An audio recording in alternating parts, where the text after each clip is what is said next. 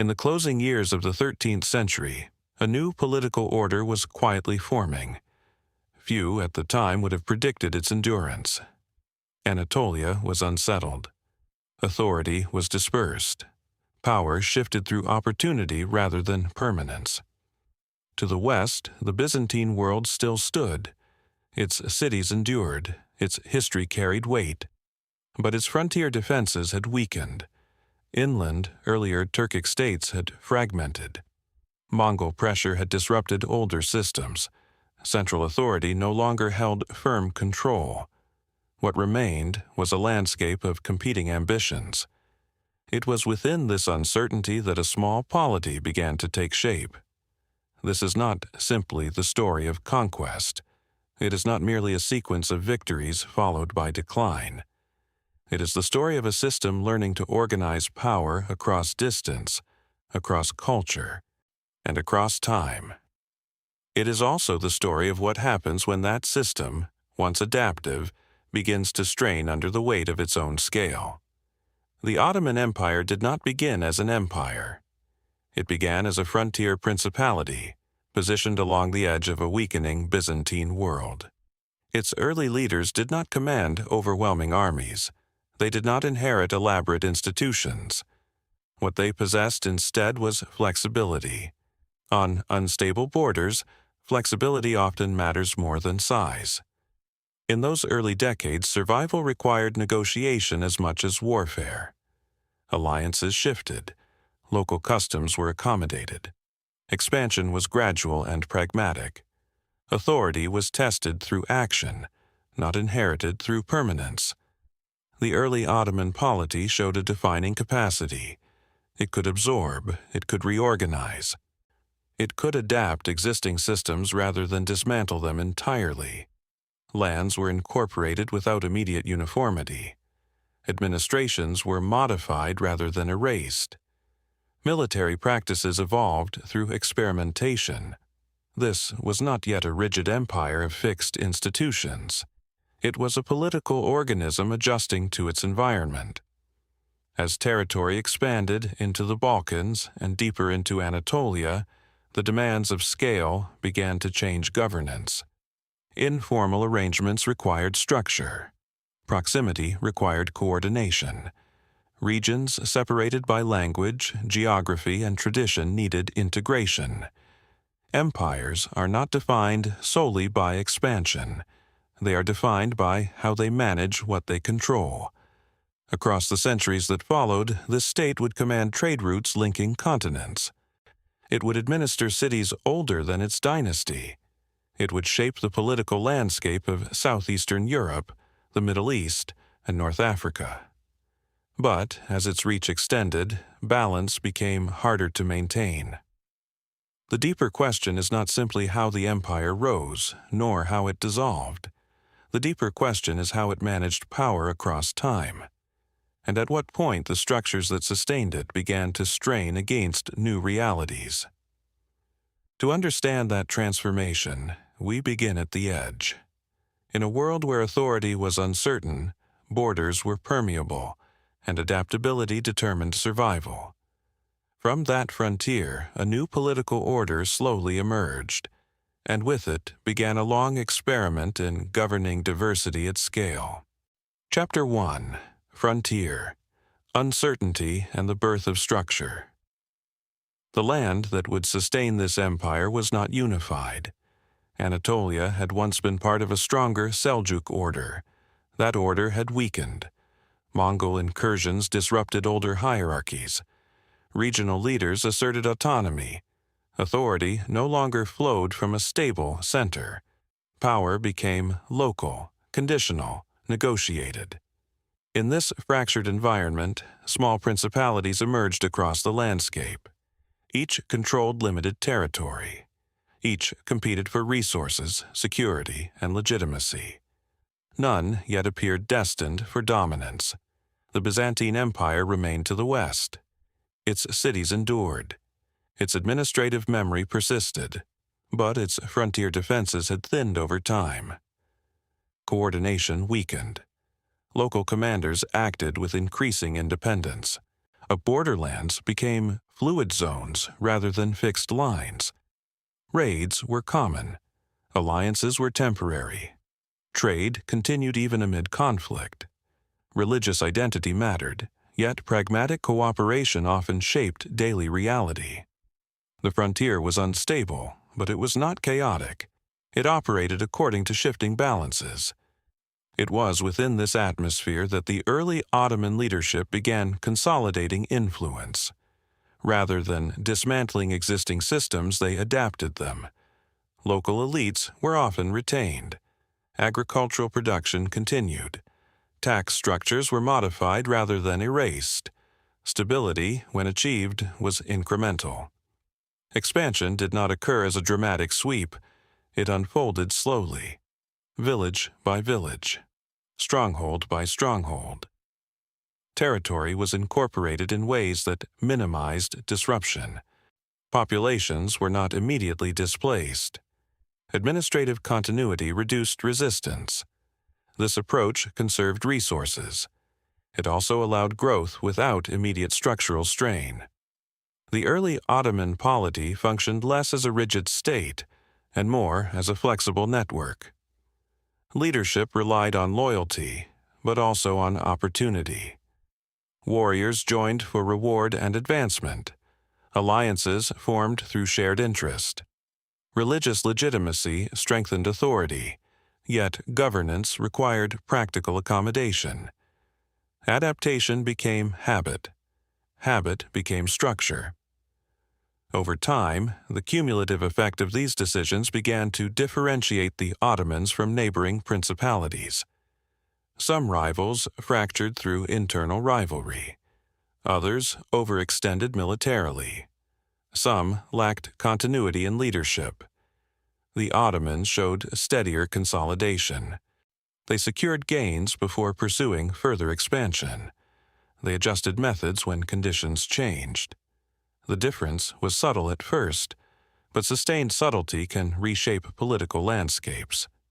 By the early 14th century, what had once been one frontier polity among many began to show signs of durability. Not because it was the strongest, not because it was the largest, but because it was organizing, incrementally, consistently. And in a fragmented world, consistency becomes advantage. As pressure along the Byzantine frontier continued, opportunities widened, and with each opportunity the foundations of governance grew slightly more defined. Among the territories gradually secured, certain locations carried greater weight. One of them was Bursa. Its capture marked more than territorial expansion. It provided elevation, resources, and proximity to trade routes. It also offered distance from the uncertainties of the frontier. With Bursa, the emerging polity gained something new. It gained a center. A permanent seat of authority changes the rhythm of governance. Nomadic flexibility begins to meet administrative necessity. Markets required regulation. Revenue required accounting. Military forces required coordination beyond seasonal campaigning. What had once depended on personal networks now demanded structure. Bursa became more than a city. It became an anchor. From this anchor, continuity strengthened. Religious institutions were supported. Public works expanded. Urban life developed under Ottoman supervision rather than distant oversight. Stability began to appear not only in military success, but in civil organization. This shift was gradual. No single decree transformed the polity into a state. Instead, small adjustments accumulated. Tax collection became more systematic. Land assignments became more deliberate. Military service became more closely tied to obligation and reward. The foundations of what would later evolve into the Timar system began taking form. Land was granted in exchange for service. Revenue supported cavalry forces. Loyalty was reinforced through structured responsibility. This arrangement reduced dependence on unpredictable alliances. It also created a direct link between military capacity and administrative oversight. Such systems require balance. Grant too much autonomy and fragmentation returns. Centralize too aggressively and resistance grows. The early Ottoman leadership navigated this balance cautiously. They expanded, but consolidated. They delegated, but monitored. They adapted older models while adjusting them to local conditions. Over time, this produced a layered authority. Village life continued with familiar rhythms. Local customs were respected, yet above them, a growing administrative framework connected regions into a wider structure. The transformation was subtle, but subtle transformation can be durable. By the mid-14th century, the Ottoman polity no longer resembled a loose coalition of frontier warriors. It was becoming institutional. Institutionalization does not eliminate flexibility, but it changes its character. Adaptation becomes organized rather than improvised. Authority becomes defined rather than assumed. As governance strengthened in Bursa and surrounding territories, expansion toward the Balkans intensified. Crossing into Europe would require more than military success. It would require confidence in the structures now forming at home. And those structures, still modest, were steadily gaining coherence. Expansion toward the Balkans did not begin as a grand strategy. It began as opportunity. The Byzantine world was divided by internal disputes. Civil conflicts weakened coordination. Appeals for outside assistance opened unexpected doors. Ottoman forces crossed into Europe first as participants in these struggles. They did not immediately arrive as conquerors. They arrived as allies. Temporary footholds became permanent positions. Control of Gallipoli provided a stable bridgehead. From there, movement into southeastern Europe accelerated. What had once been a frontier defense line became a corridor. Yet this expansion was not reckless. Each advance was followed by consolidation. Fortresses were secured, supply lines were strengthened. Local administrations were adapted rather than erased. Balkan territories were not emptied, they were incorporated. Christian communities remained. Local leaders were often retained under new arrangements. Tax obligations shifted, but daily life did not immediately collapse. This pattern reduced resistance. It also expanded the empire's demographic and economic base. With each European territory integrated, the Ottoman polity became less regional and more transcontinental. Anatolia remained vital, but Europe was no longer peripheral. Dual centers of gravity began to emerge. Military campaigns extended deeper into the Balkans. Victories enhanced legitimacy. Defeats were absorbed without systemic collapse. Momentum built gradually. What distinguished this phase was not speed, but durability. Expansion did not outrun administration. Governance followed conquest closely. This coordination required growing institutional discipline. Command structures matured. Revenue systems adapted to new conditions. Diversity increased. Language, religion, and custom varied across newly acquired lands. Uniformity was not imposed immediately. Instead, layered governance allowed difference to persist under overarching authority. Such flexibility strengthened the system. But it also increased complexity. Complexity demands management. Management demands structure. And structure, once built, shapes the future path of power.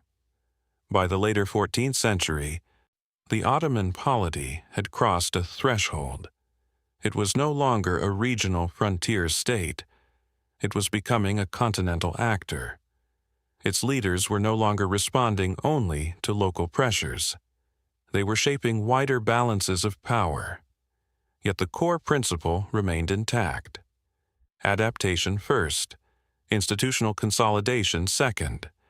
This sequence would sustain expansion for generations, and it would quietly define the strengths and eventual strains of the empire to come. Chapter 2: Expansion, Shock, and Institutional Resilience. As expansion in the Balkans continued, leadership required greater coordination. Territory alone no longer defined success. Control required permanence. During the reign associated with Murad, the Ottoman presence in Europe deepened. Campaigns were organized with clearer objectives. Garrisons were established in strategic towns. Roads and supply lines connected newly acquired regions to established centers. The frontier was moving, but the frontier was also stabilizing.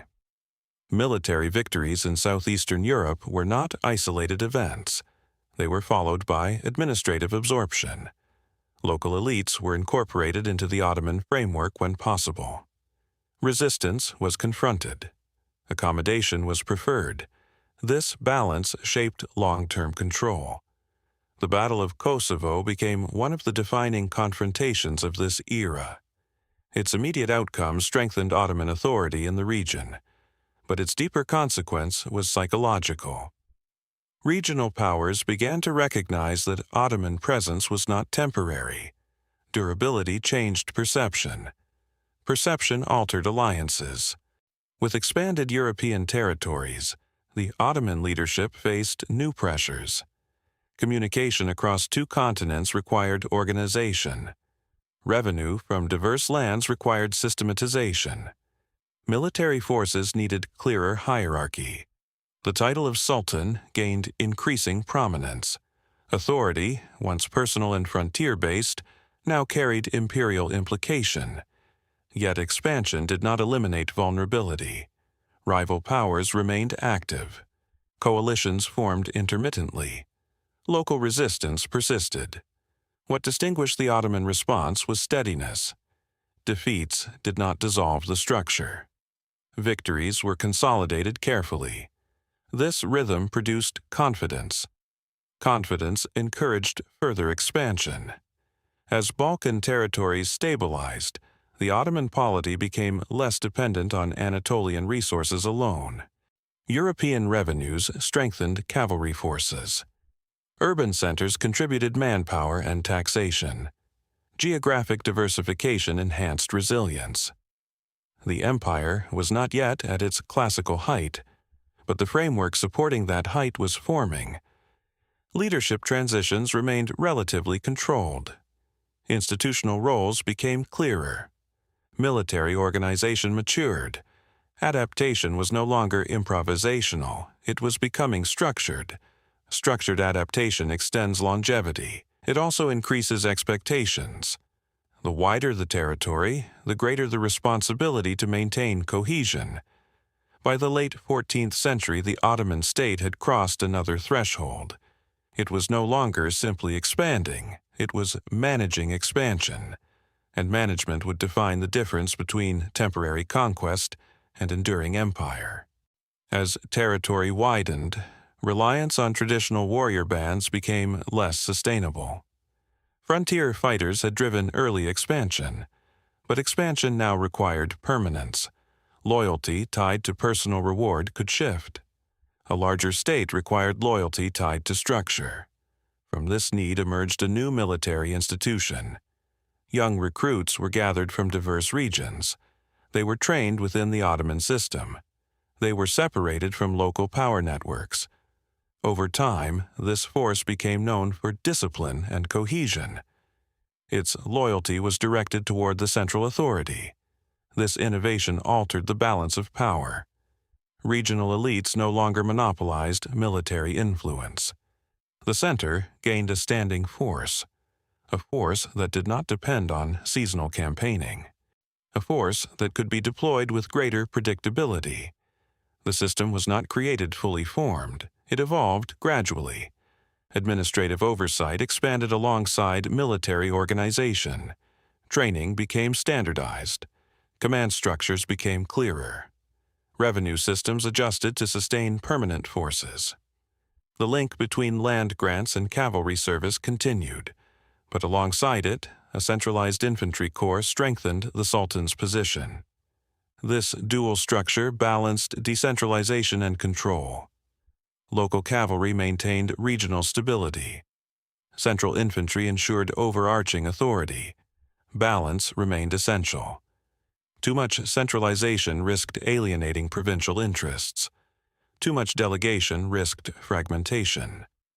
The Ottoman leadership adjusted cautiously. They expanded recruitment, they refined hierarchy. They reinforced loyalty through opportunity and advancement. Military identity became institutional. Institutional identity outlasts individual leaders. As this structure matured, European campaigns intensified. Success was no longer dependent on unpredictable coalitions. Command coherence improved. Campaign logistics became more reliable. Victories reinforced confidence in the new system. Yet, institutional growth carries consequences. Standing forces require steady revenue. Revenue requires consistent taxation. Taxation requires administrative oversight. Each layer of organization increases complexity. Complexity can strengthen resilience. It can also introduce strain. For now, the balance held, expansion continued. Authority deepened.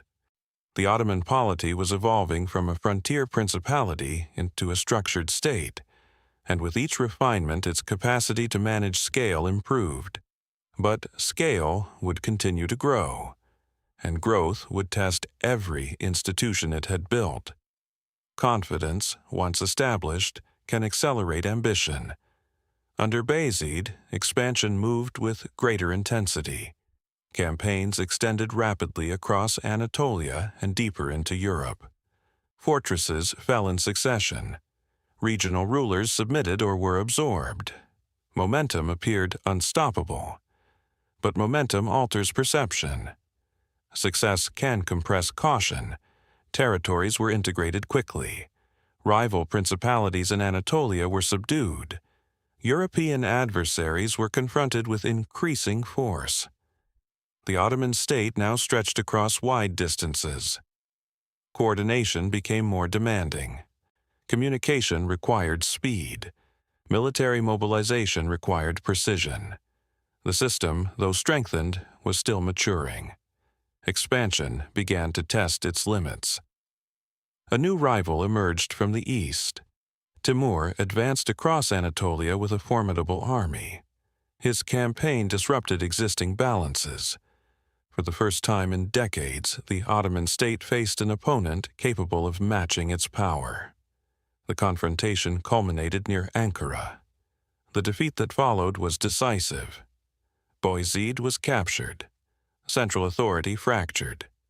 The structure that had grown steadily now faced internal uncertainty. Sons competed for succession. Regional leaders reassessed loyalty. External enemies observed closely. For a moment, the durability of the Ottoman project seemed uncertain.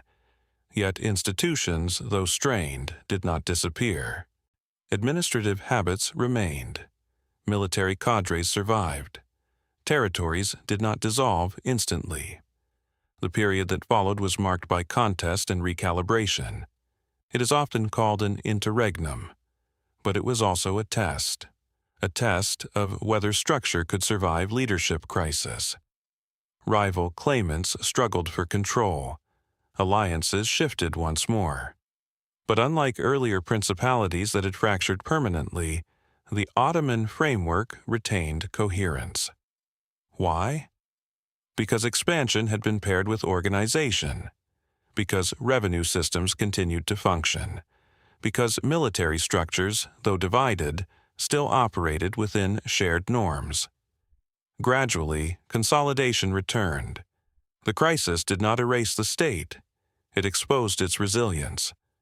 Resilience does not prevent disruption, but it enables recovery.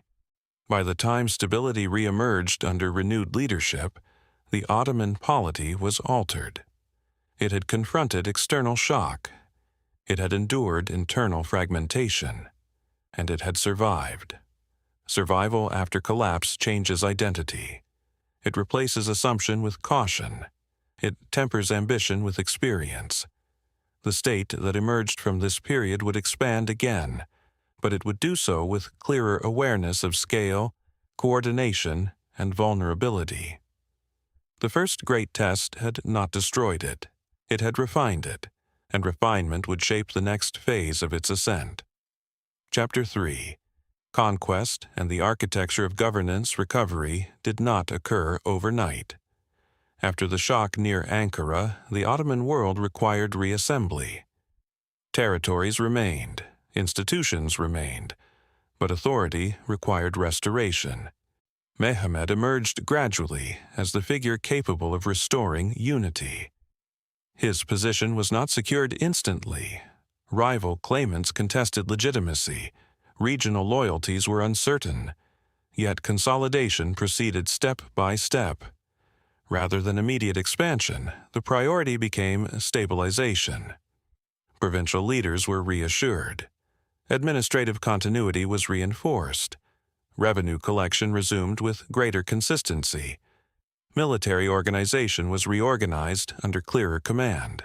The objective was not conquest, it was coherence. Coherence requires patience. Mehmed worked to restore confidence in central authority. He reaffirmed existing arrangements where possible. He reduced unnecessary disruption. He balanced firmness with accommodation. The state that reformed during this period was more cautious than before. Lessons from overextension remained present. Ambition did not disappear, but ambition was recalibrated. Anatolia required careful management. European territories required reassurance. External rivals observed for weakness. Gradually, the appearance of fragmentation diminished. Communication lines reopened. Garrisons were reinforced. Leadership transitions stabilized. The Ottoman polity regained rhythm. Rhythm restores momentum. Momentum restores perception. Perception influences alliances. As stability returned, the idea of renewed expansion became plausible. But expansion would now rest on deeper foundations. The crisis had demonstrated vulnerability. It had also demonstrated resilience. Institutions survived leadership collapse. Administrative habits endured conflict. Military organization reassembled rather than dissolved. This distinction mattered. Many states fragment permanently after defeat. The Ottomans did not. They contracted, they adjusted, they consolidated. By the time unity was secured, the state possessed clearer understanding of scale. Territory alone was insufficient. Coordination was essential. Military success required administrative follow-through. Leadership required legitimacy reinforced by structure. The stage was now set for a new phase, not merely recovery, but transformation. A transformation that would center on a city long associated with imperial continuity. And that city still stood beyond Ottoman control. That city was Constantinople. For centuries, it had symbolized imperial continuity. It linked Europe and Asia. It controlled vital trade routes. It carried political and religious meaning beyond its walls. Previous Ottoman rulers had attempted to pressure it. None had secured it. By the time Mehmed II assumed leadership, circumstances had shifted. The Byzantine state was diminished. Its territories were limited. Its resources constrained. Yet the city itself remained formidable. Its walls were ancient and reinforced. Its position was strategic. Its fall would require preparation beyond traditional siege methods. Mehmed approached the objective deliberately. Fortifications were constructed along the Bosporus. Naval coordination improved. Artillery technology was expanded. Logistics were calculated with precision. This was not impulsive ambition. It was organized intent. The campaign of 1453 did not rely solely on force. It relied on planning. Supply lines were secured. Command hierarchies were clarified. Engineers and craftsmen were mobilized. The siege began with expectation, not certainty. The city resisted. Its defenders relied on fortifications and experience. But artillery altered the equation. Walls that had withstood earlier assaults weakened under sustained bombardment. Naval maneuvers circumvented defensive chains. Pressure intensified, momentum built gradually. When the city finally fell, the event reverberated across regions. But beyond symbolism, the consequences were structural. Constantinople became the new center. A frontier state now possessed an imperial capital. A capital changes identity. It anchors authority. It attracts administration, scholarship, commerce, and population. Mehmed did not abandon the city. He invested in it. Infrastructure was restored. Communities were encouraged to return. Religious institutions were integrated under Ottoman oversight. The transformation was intentional. Conquest became consolidation. Consolidation became governance. With Constantinople under control, the Ottoman polity entered a different phase. It no longer expanded from the edge alone. It now expanded from a center of gravity. Gravity stabilizes. It also increases responsibility. Managing a capital of such symbolic weight required maturity. The state that had survived crisis was now prepared for imperial scale, and imperial scale would demand refinement beyond military success. With Constantinople secured, the Ottoman state no longer operated from the margins. It operated from a capital with imperial memory. The city was renamed, but its layered past remained present. Administrative districts were reorganized, markets were reopened. Trade routes were recalibrated to flow through the new center. Population decline from years of conflict required correction. Communities were encouraged to settle. Merchants returned. Craftsmen were invited. Religious leaders were granted defined roles within the new structure. The objective was not erasure. It was integration. The city became a meeting point of traditions. Christian communities retained ecclesiastical authority under supervision. Jewish communities found protection within defined frameworks. Islamic institutions expanded alongside existing structures. Layered governance replaced uniform imposition. This model reflected accumulated experience. Earlier, frontier flexibility had matured into imperial administration. Authority now radiated outward from a capital. Revenue systems became more standardized. Judicial mechanisms gained clarity. Communication between provinces and center improved. Scale required precision. Precision required record-keeping. Record-keeping required bureaucratic growth. The Ottoman state began to resemble a classical empire. Military expansion continued, but it was now paired with architectural, legal, and fiscal consolidation. Fortifications were maintained. Naval power expanded. Diplomatic contact widened. Recognition from neighboring powers shifted tone. The Ottomans were no longer treated as a transient frontier force. They were acknowledged as a sovereign empire. Recognition altered diplomacy. Diplomacy altered balance. Balance shaped strategy. The conquest of Constantinople did not complete the imperial project. It accelerated it. With a secure capital, expansion into the Balkans and Anatolia intensified. Eastern rivals were monitored. Western powers recalculated. The empire stood at the threshold of its classical age. Yet underlying principles remained consistent. Adaptation preceded expansion. Organization followed victory. Integration followed conquest. These habits had formed over decades.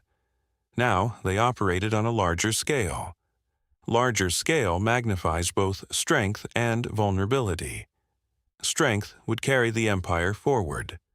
Vulnerability would remain beneath the surface. For the moment, however, consolidation prevailed. The Ottoman state had survived fragmentation. It had secured a capital. It had structured its authority. The experiment that began on the frontier now possessed gravity, and gravity would define the next century of power. Chapter 4: Law, Legitimacy, and the Classical Balance. With Constantinople secured, the Ottoman state possessed stability at its center. Stability allowed attention to shift outward. To the east and south lay territories governed by rival powers. In Anatolia, remaining Turkic principalities still required integration. Beyond them stood the Safavid state. Further south, the Mamluk Sultanate controlled Syria and Egypt. These regions were not peripheral, they were economically vital. They connected trade routes linking Asia, Africa, and Europe. Under Selim, the Ottoman strategy adjusted. Campaigns turned decisively toward Anatolia and the Middle East.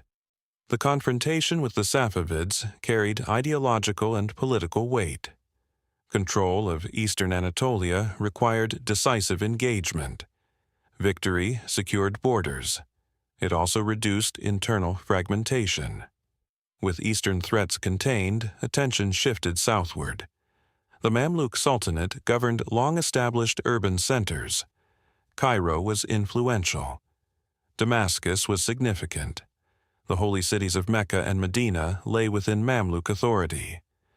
Control over these regions carried symbolic consequence. Campaigns moved quickly. Ottoman forces advanced through Syria. Resistance weakened. Egypt followed. Administrative absorption replaced confrontation. The transfer of authority over the holy cities altered imperial identity. The Ottoman ruler now carried expanded religious legitimacy. Political authority and religious symbolism converged. This convergence reshaped perception. The empire was no longer defined solely by frontier expansion. It now claimed stewardship over sacred geography. Sacred geography strengthens legitimacy. It also increases responsibility. Trade routes through the eastern Mediterranean and Red Sea came under Ottoman influence. Revenue diversified. Urban administration required integration across diverse cultures and legal traditions. Scale increased again. With Syria and Egypt incorporated, the empire bridged continents more fully than before. European campaigns continued. But the southern expansion transformed strategic depth. The empire now possessed agricultural wealth, commercial infrastructure, and religious authority extending far beyond its original base. Such growth required administrative refinement. Provincial governance in these regions could not rely solely on frontier models. Urban bureaucracies required coordination. Tax systems required calibration to existing economic patterns. Balance remained essential. Too abrupt a transformation risked instability. Too cautious an approach risked inefficiency. The Ottoman response combined continuity with oversight. Local elites were retained when useful. Central supervision intensified gradually. Integration unfolded without immediate homogenization. By the end of this phase, the empire had expanded in geography and in meaning. It was no longer only a Balkan and Anatolian power. It was a Middle Eastern power as well, and this expansion would shape the structure of its classical age. Expansion into Syria and Egypt altered more than territory. It altered administrative scale. These were not frontier zones. They were urban centers with established bureaucracies. Cairo possessed its own traditions of governance. Damascus maintained commercial networks spanning regions. Integration required adjustment. Ottoman authority could not simply replace existing systems overnight. Instead, it layered itself above them. Governors were appointed. Local institutions continued under supervision. Tax structures were reviewed and aligned with central expectations. Revenue from Egypt strengthened the imperial treasury. Agricultural output stabilized food supply. Trade through the Red Sea and Mediterranean increased strategic leverage. With control over the holy cities, symbolic authority deepened. Religious legitimacy reinforced political structure. The Ottoman ruler now stood not only as a military sovereign, but as a guardian of sacred space. This shift expanded imperial identity. Identity influences governance. An empire that spans sacred geography must balance tolerance with authority.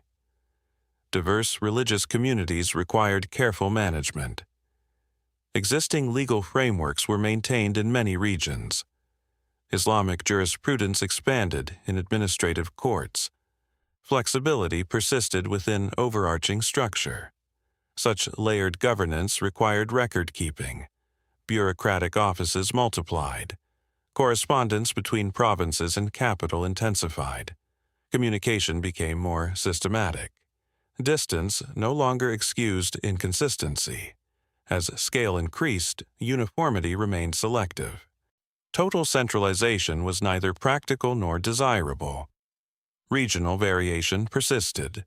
Provincial governors exercised discretion, but oversight strengthened.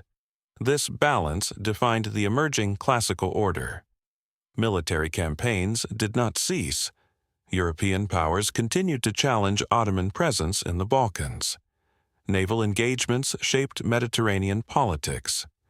Yet southern expansion had altered strategic perspective. The empire now commanded resources across 3 continents. Resource diversity strengthened resilience. It also demanded coordination. Coordination requires institutional discipline. Discipline, once embedded, stabilizes growth. By the time this phase concluded, the Ottoman state had matured significantly. It possessed a capital with imperial memory. It governed sacred cities. It controlled key trade corridors. Its administrative layers connected provinces across vast distance.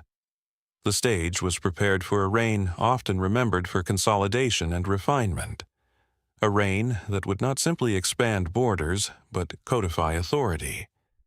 And codification would define the classical age. With expanded territory secured and administrative layers strengthened, the empire entered a period of consolidation. Under Suleiman, authority matured. Expansion continued, but refinement became equally important. Military campaigns extended into Central Europe. Naval power projected influence across the Mediterranean. Victories reinforced prestige. Prestige reinforced diplomacy. Yet the defining feature of this era was not only conquest, it was codification. Legal structures were clarified. Imperial decrees were systematized. Existing Islamic jurisprudence operated alongside administrative law. This dual framework balanced tradition with governance. Balance produced stability. Stability enabled growth. The relationship between central authority and provincial administration became more predictable. Land grants were reviewed, taxation was recalibrated, judicial authority was standardized across regions. Uniformity was not absolute, but coherence increased. Urban centers flourished. Trade networks expanded. Artistic and architectural projects reshaped the capital. Symbolism reinforced legitimacy. Legitimacy supported structure. Structure sustained scale. The empire at this moment appeared balanced. Military strength remained formidable. Administrative oversight functioned effectively. Revenue flowed from diversified sources. Diplomatic engagement widened. Recognition from European powers intensified. The Ottoman state was treated as a principal actor in continental politics. Yet beneath balance lay complexity. Complexity does not disrupt immediately. It accumulates. The larger the territory, the more delicate coordination becomes. The more layered the administration, the more effort required to maintain alignment. For now, alignment held. The classical order represented equilibrium. Expansion was controlled. Governance was structured. Authority was widely acknowledged. But equilibrium is dynamic. It requires constant adjustment. Systems built for expansion must adapt to maintenance. Institutions built for flexibility must adapt to continuity. The habits that created resilience now required preservation. Preservation demands vigilance. As the classical age unfolded, the empire appeared stable. Yet stability is not permanence. It is balance sustained through attention, and attention over generations becomes more difficult to maintain. For the moment, however, the Ottoman state stood at its zenith. Structured, recognized, integrated. The experiment that began on a fragmented frontier had become a continental empire. And scale, once achieved, would begin to test its own foundations. Chapter 5. Maintenance over Conquest, the Burden of Scale. At its height, the empire appeared balanced. Territory extended across southeastern Europe, Anatolia, and the Arab provinces. Revenue flowed from agricultural plains, commercial cities, and maritime trade routes. And military institutions operated with discipline. Administrative records documented taxation with precision. Yet scale carries weight. Weight does not disrupt immediately, it accumulates. By the late 16th century, global economic patterns began to shift. Silver extracted from the Americas entered European circulation in large quantities.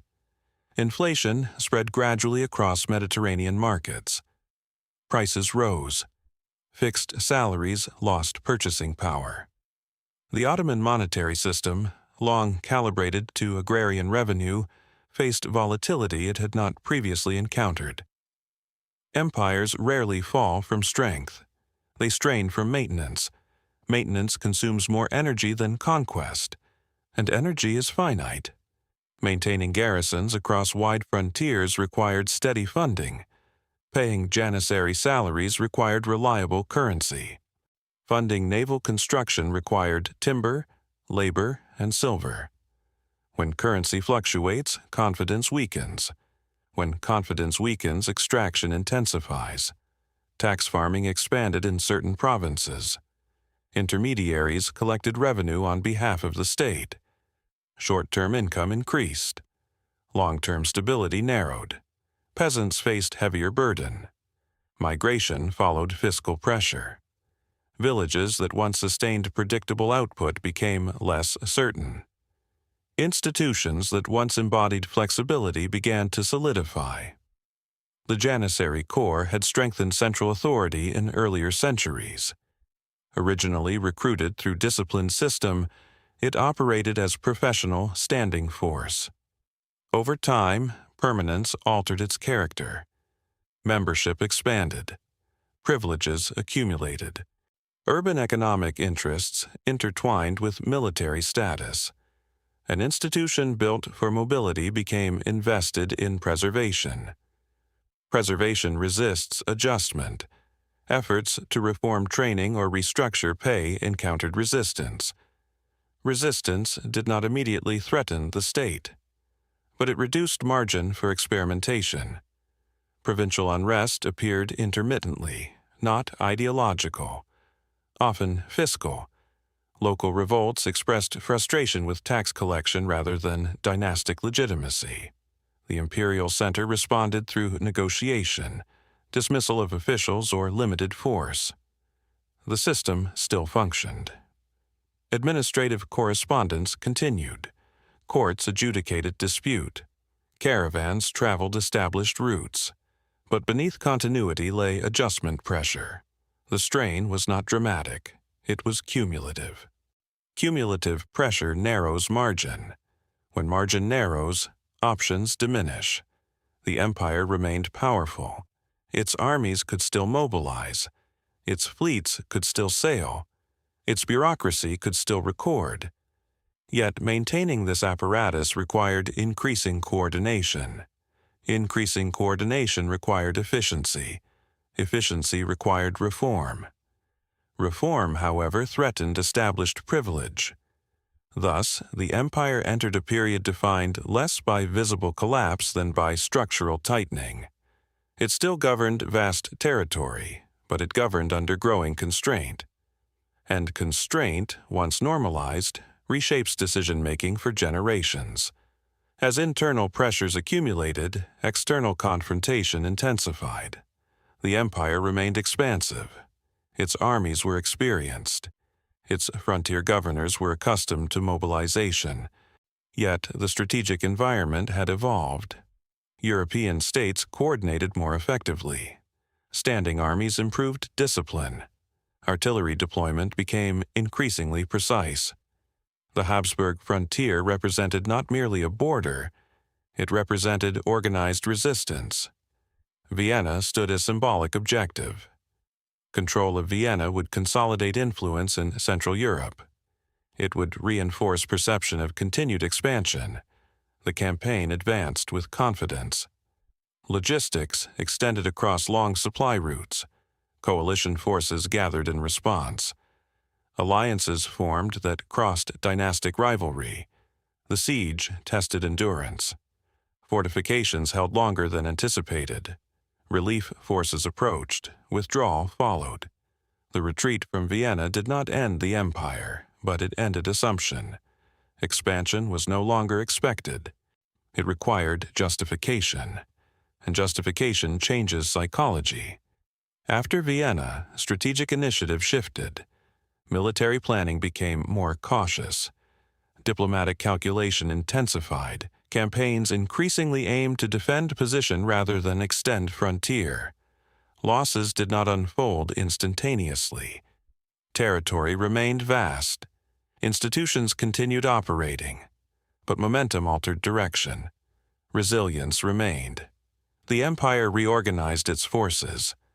Administrative correspondence addressed new realities, but resilience is not dominance. Dominance assumes initiative. Resilience reacts. This distinction matters. For generations, expansion had reinforced legitimacy. Victory sustained confidence. Now, the empire confronted protracted contestation. The Mediterranean remained active theater. The Balkan frontier demanded vigilance. Multiple fronts required simultaneous coordination. Coordination under strain increases cost. Cost demands revenue. Revenue under inflation becomes unstable. Strategic recalibration unfolded gradually. Treaties followed conflict. Diplomacy sought equilibrium, but equilibrium differs from ascendancy. Defensive posture shaped institutional thinking. Military commanders evaluated risk more conservatively. Provincial governors prioritized stability over ambition. The imperial center balanced reform with preservation. Preservation protects continuity, yet preservation can restrain innovation. Vienna thus marked not collapse. It marked psychological inflection. Expansion no longer defined trajectory. Management defined trajectory.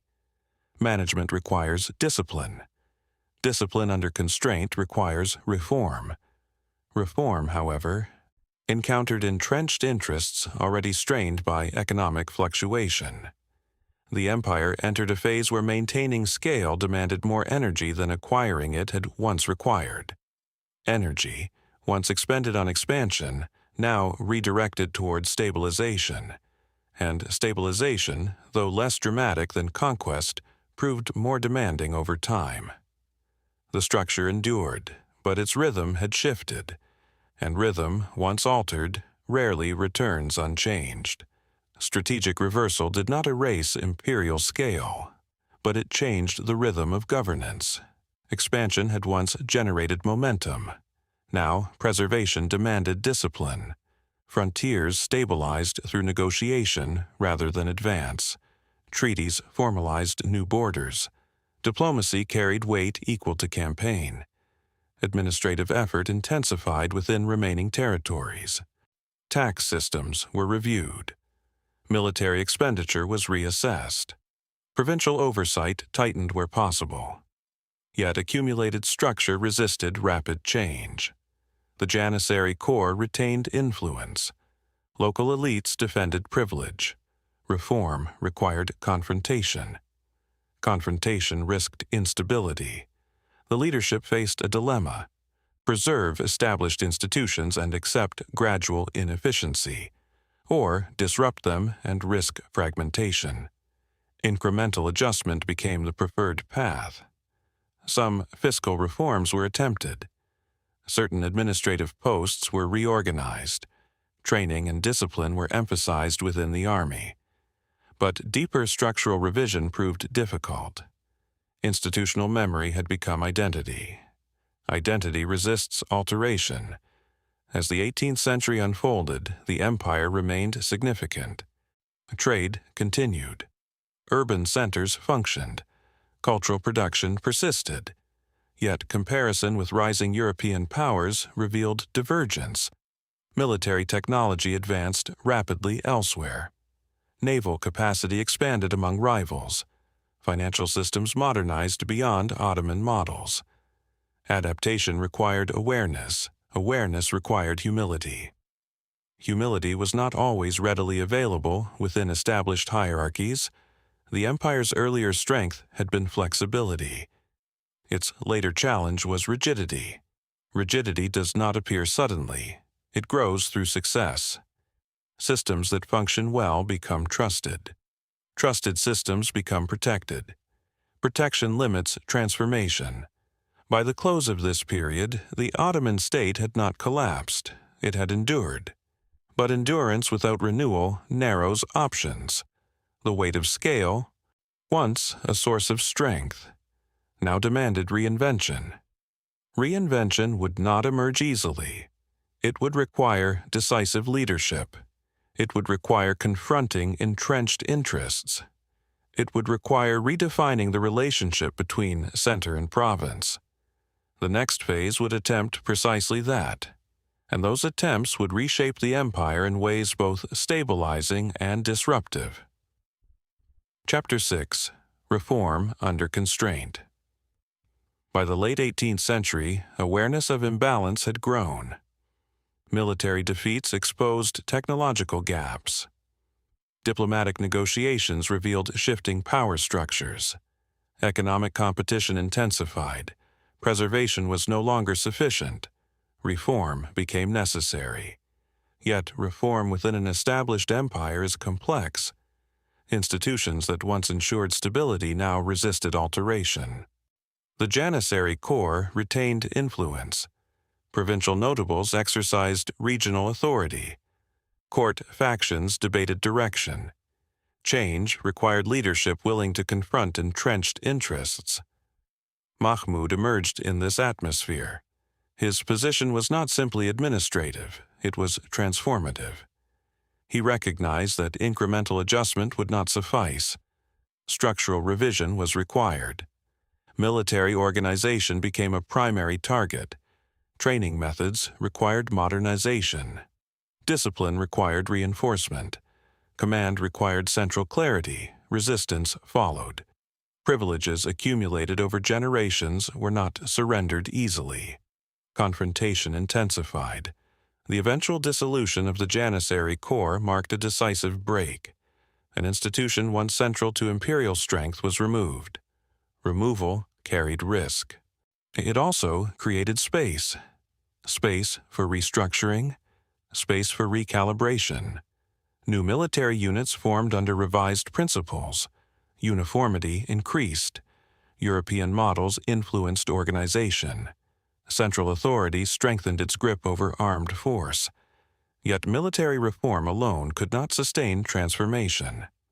Administrative systems required modernization. Provincial governance required clearer integration. Fiscal structures required rationalization. Reform extended beyond the battlefield. Clothing regulations shifted. Educational initiatives expanded. Symbolic changes signaled institutional direction. Symbols matter. They communicate intent. Intent shapes expectation. Expectation influences behavior. Mahmud's reforms did not eliminate resistance, but they altered trajectory. The empire began to move deliberately toward structural adaptation. Adaptation at this stage differed from frontier flexibility. It was conscious, it was strategic. It acknowledged divergence from European competitors. Acknowledgement is the first step toward recalibration. Yet recalibration introduces tension. Tradition confronted innovation. Identity confronted adjustment. The empire stood between preservation and transformation would not proceed without further challenge. Military restructuring created momentum, but deeper transformation required administrative reform. The Tanzimat era emerged from this necessity. Its objective was clarity in law, clarity in taxation, clarity in the relationship between subject and state. Imperial decrees announced principles of equality before the law. Subjects of different religious communities were promised defined rights. Legal codification expanded. Secular courts operated alongside religious ones. Record-keeping intensified. Population data was compiled. Land registers were reviewed. Tax obligations were standardized more carefully. Standardization strengthens oversight. Oversight increases central authority. Provincial autonomy narrowed gradually. Governors were rotated more frequently. Communication between provinces and the capital accelerated. The state sought uniform procedure. Uniform procedure reduces ambiguity, but it also alters tradition. Communities accustomed to negotiated arrangements faced new expectations. Equality under law reshaped hierarchy. Hierarchy does not dissolve easily. Tanzimat reforms also addressed education. New schools were established. Curricula incorporated modern sciences. Administrative training gained emphasis. A new bureaucratic class began to form. This class identified with reform. It viewed modernization as survival. Survival required adaptation to international norms. International norms increasingly shaped diplomacy. European states evaluated governance through treaties and agreements. Reform became part of foreign policy. External pressure reinforced internal initiative. Yet reform imposed cost. Infrastructure projects required funding. Military modernization required investment. Revenue systems struggled to keep pace. Loans were negotiated with European creditors. Debt introduced dependency. Dependency limited flexibility. The empire sought transformation to preserve sovereignty. Yet transformation intertwined with foreign influence. Influence generated suspicion. Suspicion fueled resistance. Traditionalists questioned direction. Reformers urged acceleration. The center attempted balance. Balance between continuity and innovation. Between identity and modernization. The Tanzimat era did not complete reform, it institutionalized it. Institutionalization embeds change. Embedded change reshapes expectation. Expectation reshapes political culture. The empire was no longer merely adapting to frontier pressures. It was attempting systemic modernization. Modernization would alter not only institutions but identity. And identity, once unsettled, rarely returns unchanged. Reform required resources. Resources required revenue. Revenue increasingly required borrowing. As military modernization accelerated and infrastructure projects expanded, expenditure rose steadily. Railways were constructed. Telegraph lines connected distant provinces. Administrative buildings multiplied. These projects strengthened coordination. They also increased fiscal obligation. European creditors extended loans. Loans provided short-term flexibility, but they introduced long-term constraint. Debt service consumed growing portions of state income. When revenue fluctuated, vulnerability deepened. Financial dependency altered sovereignty. External oversight intensified. European powers monitored fiscal management closely. Advisors gained influence within economic administration. Influence shifted balance. Balance shifted perception. Perception shaped diplomacy. At the same time, provincial autonomy narrowed further. Centralization continued. Governors were appointed with tighter oversight. Tax collection procedures were monitored more closely. Provincial militias were restrained. These measures strengthened the center. They also generated resentment. Local elites accustomed to negotiated authority resisted tighter control. Reformers viewed centralization as necessary. Traditional authorities viewed it as intrusion. The tension grew subtle but persistent. International pressures compounded strain. Territories in the Balkans experienced nationalist movements.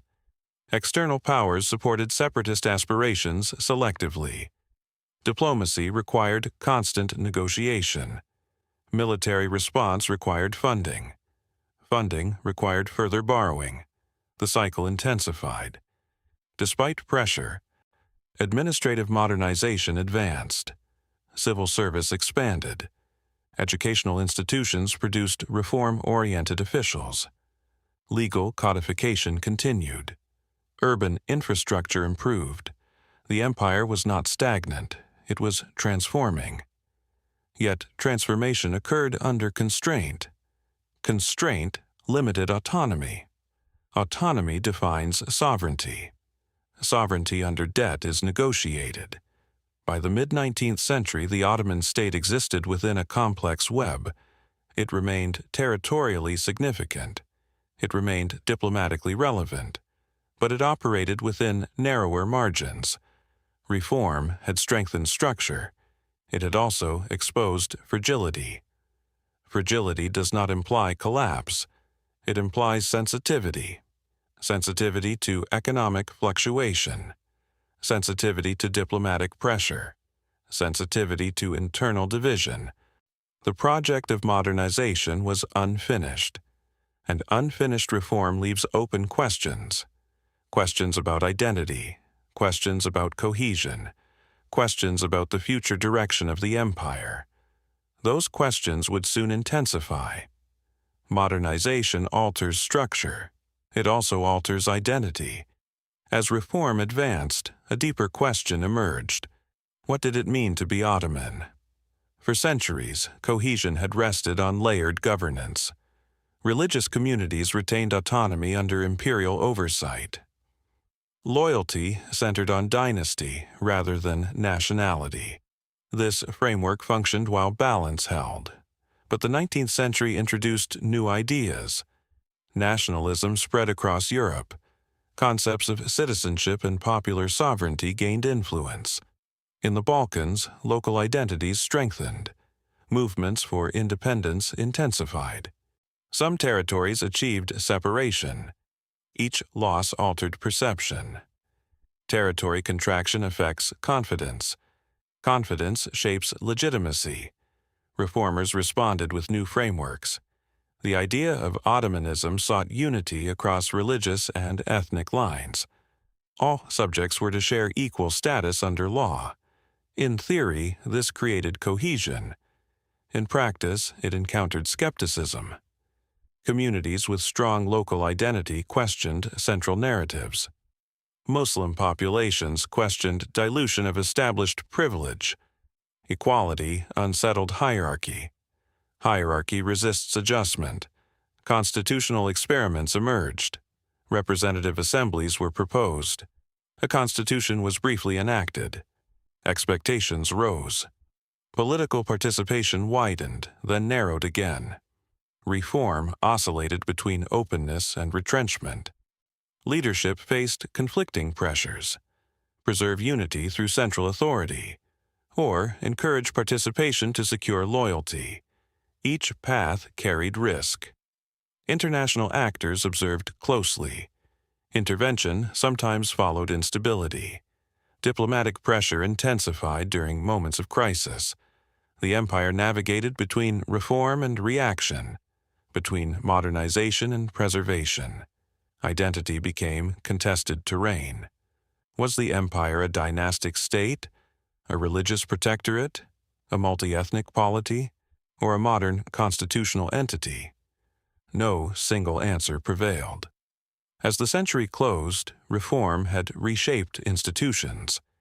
It had expanded bureaucracy. It had modernized segments of the military. It had altered legal codes. Yet cohesion remained fragile. Identity had diversified, expectation had grown. The structures of the state were more complex than ever. Complexity can enhance resilience. It can also magnify division.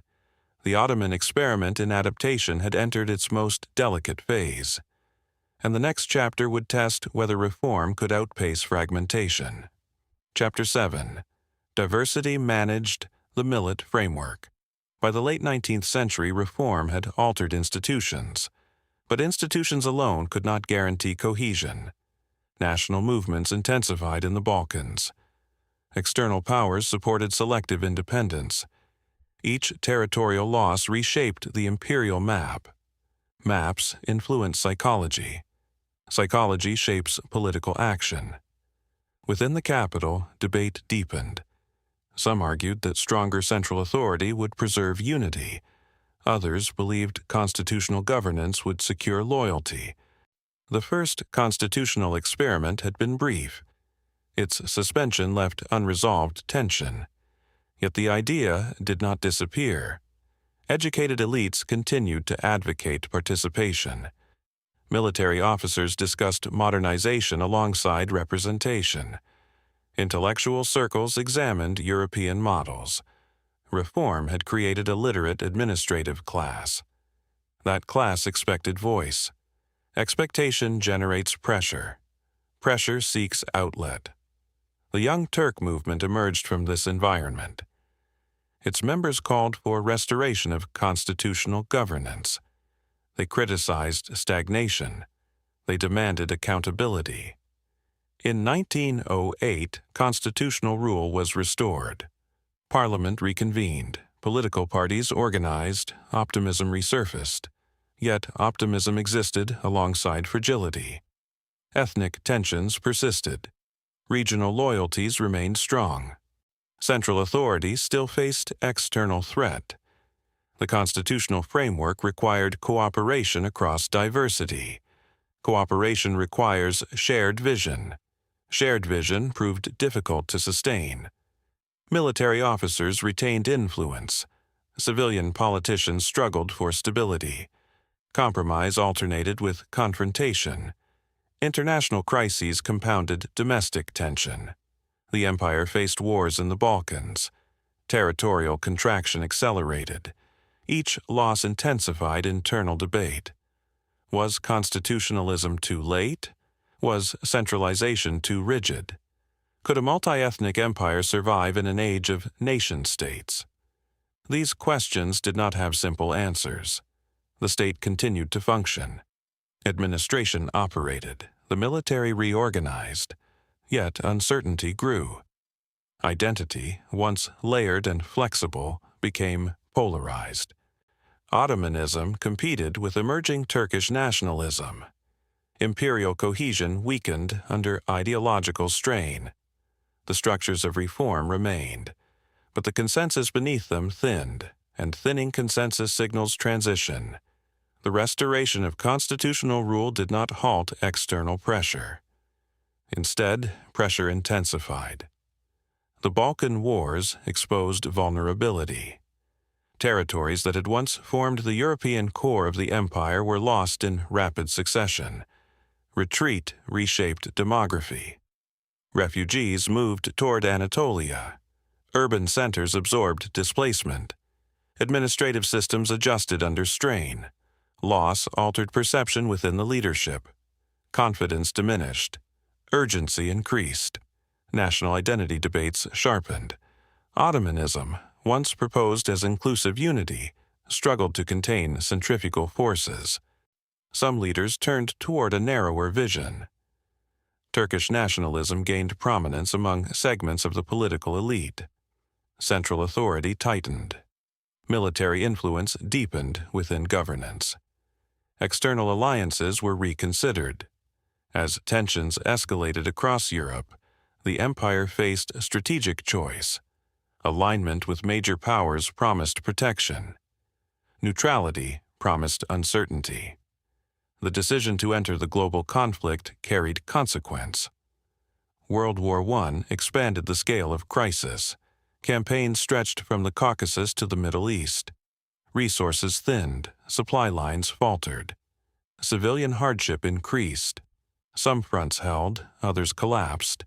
Arab provinces revolted with external support. Communication fractured across vast distances. The war did not merely test military strength, it tested cohesion. By the conflict's end, defeat was unmistakable. Territories were partitioned under proposed treaties. Foreign occupation threatened the capital. Imperial authority weakened dramatically. Yet dissolution did not occur instantly. Resistance formed within Anatolia. Leadership reorganized under new direction. The imperial structure, though mortally weakened, provided residual framework. From its remnants emerged a nationalist movement. That movement did not seek restoration of empire. It sought redefinition. The Ottoman experiment in multi-ethnic governance had reached conclusion. A new political form would replace it, not overnight, but through struggle, through negotiation, through recalibration of identity. The empire that began on a fragmented frontier now faced final transformation, and transformation would reshape the map of the region permanently.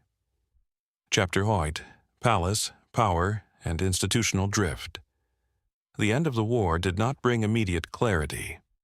Armistice suspended fighting. It did not resolve sovereignty. Foreign forces entered key cities. Occupation altered daily life. Proposed treaties outlined partition. Territories were assigned without local consent. Authority appeared fragmented. Yet fragmentation does not always eliminate agency. Within Anatolia, resistance organized gradually. Former officers reassembled networks.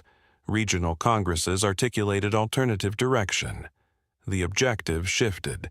Not restoration of empire, but preservation of homeland. This distinction mattered. Empire had implied multi-ethnic reach. Homeland implied defined territory. The language of governance changed. Loyalty redirected from dynasty to nation. Negotiation alternated with confrontation. Military campaigns resumed in limited theaters. Diplomatic channels remained active. Momentum shifted slowly. External powers recalculated commitment. Local resistance strengthened legitimacy. Over time, occupation retreated. New treaties replaced earlier proposals. Borders narrowed but stabilized. The imperial sultanate dissolved formally. The caliphate lingered briefly, then ended. Centuries of dynastic rule concluded. Yet institutional memory did not vanish. Administrative experience transferred into new structures. Military organization reformed under national leadership. Legal systems were revised again. The Ottoman state ceased to exist, but its legacy persisted within successor institutions. Transformation does not erase continuity. It redirects it. The political form changed. The geography contracted. Identity redefined itself within national framework. What began as frontier adaptability had evolved into imperial governance. Imperial governance had transformed into national statehood. The experiment in managing diversity at continental scale reached its conclusion, but its influence remained embedded in regional boundaries, legal traditions, and administrative habits. Endings in history rarely mark disappearance. They mark reconfiguration, and reconfiguration often carries fragments of what came before. The Ottoman Empire did not vanish in a single moment. It receded, gradually, institution by institution, territory by territory. What had once connected 3 continents narrowed into defined borders. What had once governed layered communities reoriented toward national identity. Yet disappearance is not the same as erasure. For more than 6 centuries, the Ottoman system had adapted to scale. It absorbed difference. It organized diversity. It balanced center and province. At times, that balance was precise. At other times, it strained. Expansion had demanded flexibility. Consolidation had demanded structure. Preservation had demanded reform. Reform had demanded redefinition. Each phase built upon the last. Each phase carried consequence. The empire did not fall simply because it was defeated. It transformed because the structures that once enabled adaptation could no longer adjust at the pace required by a changing world. Scale had once been strength. Later, scale required reinvention. Reinvention proved uneven. Identity fragmented under pressure. External forces accelerated contraction. Internal debates reshaped direction. In the end, what remained was not the empire's expanse. It was its institutional memory. Administrative habits endured. Legal concepts influenced successor states. Urban centers retained architectural and cultural imprint. Trade networks persisted in altered form. The Ottoman experience left boundaries on maps. It left languages in daily speech. It left legal traditions embedded within modern systems. Empires rarely disappear completely. They reorganize into new forms. The experiment that began on a fragmented frontier became a continental empire. The Continental Empire became a modern nation-state, and through that transformation, continuity and rupture coexisted. History does not move in simple arcs. It accumulates, it adjusts. It carries forward fragments of prior structure. The Ottoman story is not only one of rise and fall. It is a study in adaptation across centuries, in the capacity to manage power at scale, and in the limits that eventually confront every system. From uncertainty emerged structure. From structure emerged a scale. From scale emerged strain. From strain emerged transformation. And a transformation reshaped the region permanently. Chapter 9: Maritime Projection and Contested Waters. While land expansion defined early growth, the sea demanded different discipline. The Mediterranean was not empty space, it was contested. Venetian fleets operated with experience. Spanish power expanded westward. Trade routes crossed waters more than borders. Naval capacity became necessity.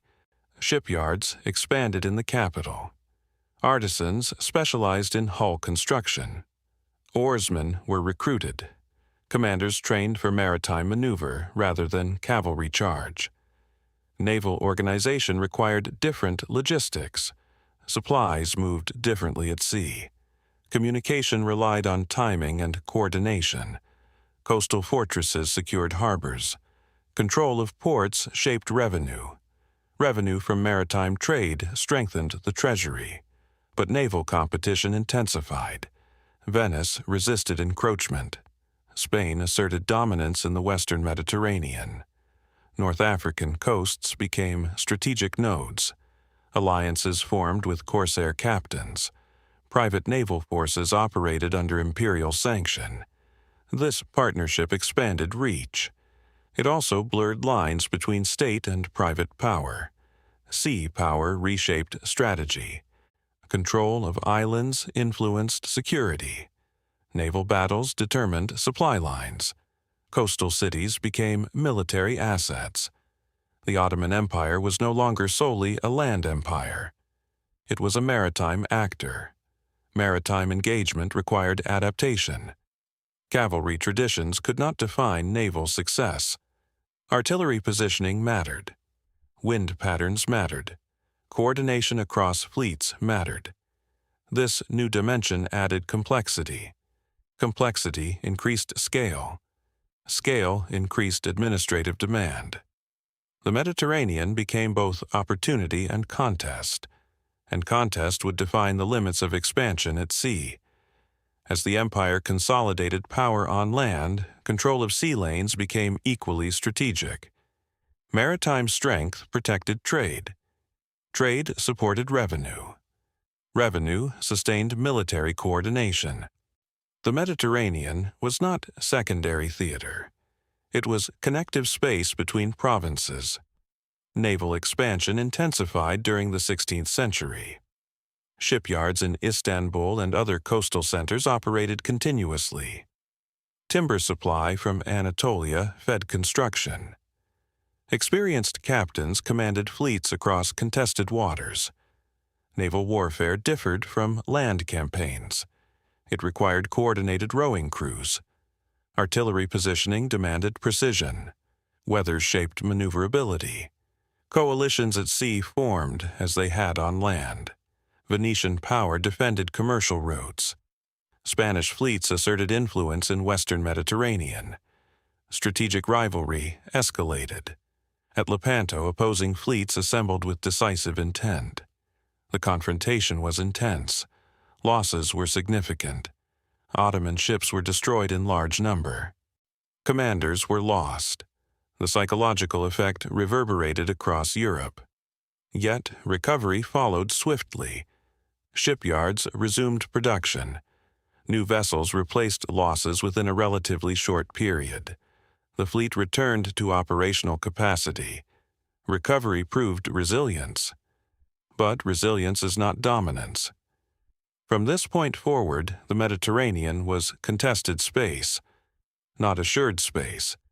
Naval projection required sustained investment. Investment required fiscal balance. And fiscal balance was narrowing. Maintaining maritime capacity demanded continuous funding. Sailors required wages. Artillery required supply. Dockyards required maintenance. As economic strain accumulated on land, sustaining naval supremacy became more expensive. Control of ports remained critical. North African territories provided strategic depth. Yet European naval powers improved their coordination. Gun design advanced. Tactical doctrine evolved. Sea powers stabilized. It no longer expanded without resistance. The empire retained significant maritime presence. It protected convoys, it defended key straits, but uncontested supremacy diminished. Maritime strategy shifted toward containment and deterrence. Deterrence differs from expansion. It preserves position rather than enlarges it. This shift mirrored broader strategic recalibration after Vienna. Initiative became conditional, projection became selective. Sea lanes remained essential for grain transport and military supply. Any disruption affected urban stability. Thus, naval maintenance intertwined directly with economic management. Maritime resilience masked structural strain. Fleets could be rebuilt. But rebuilding required silver. Silver required stable taxation. Stable taxation required rural productivity.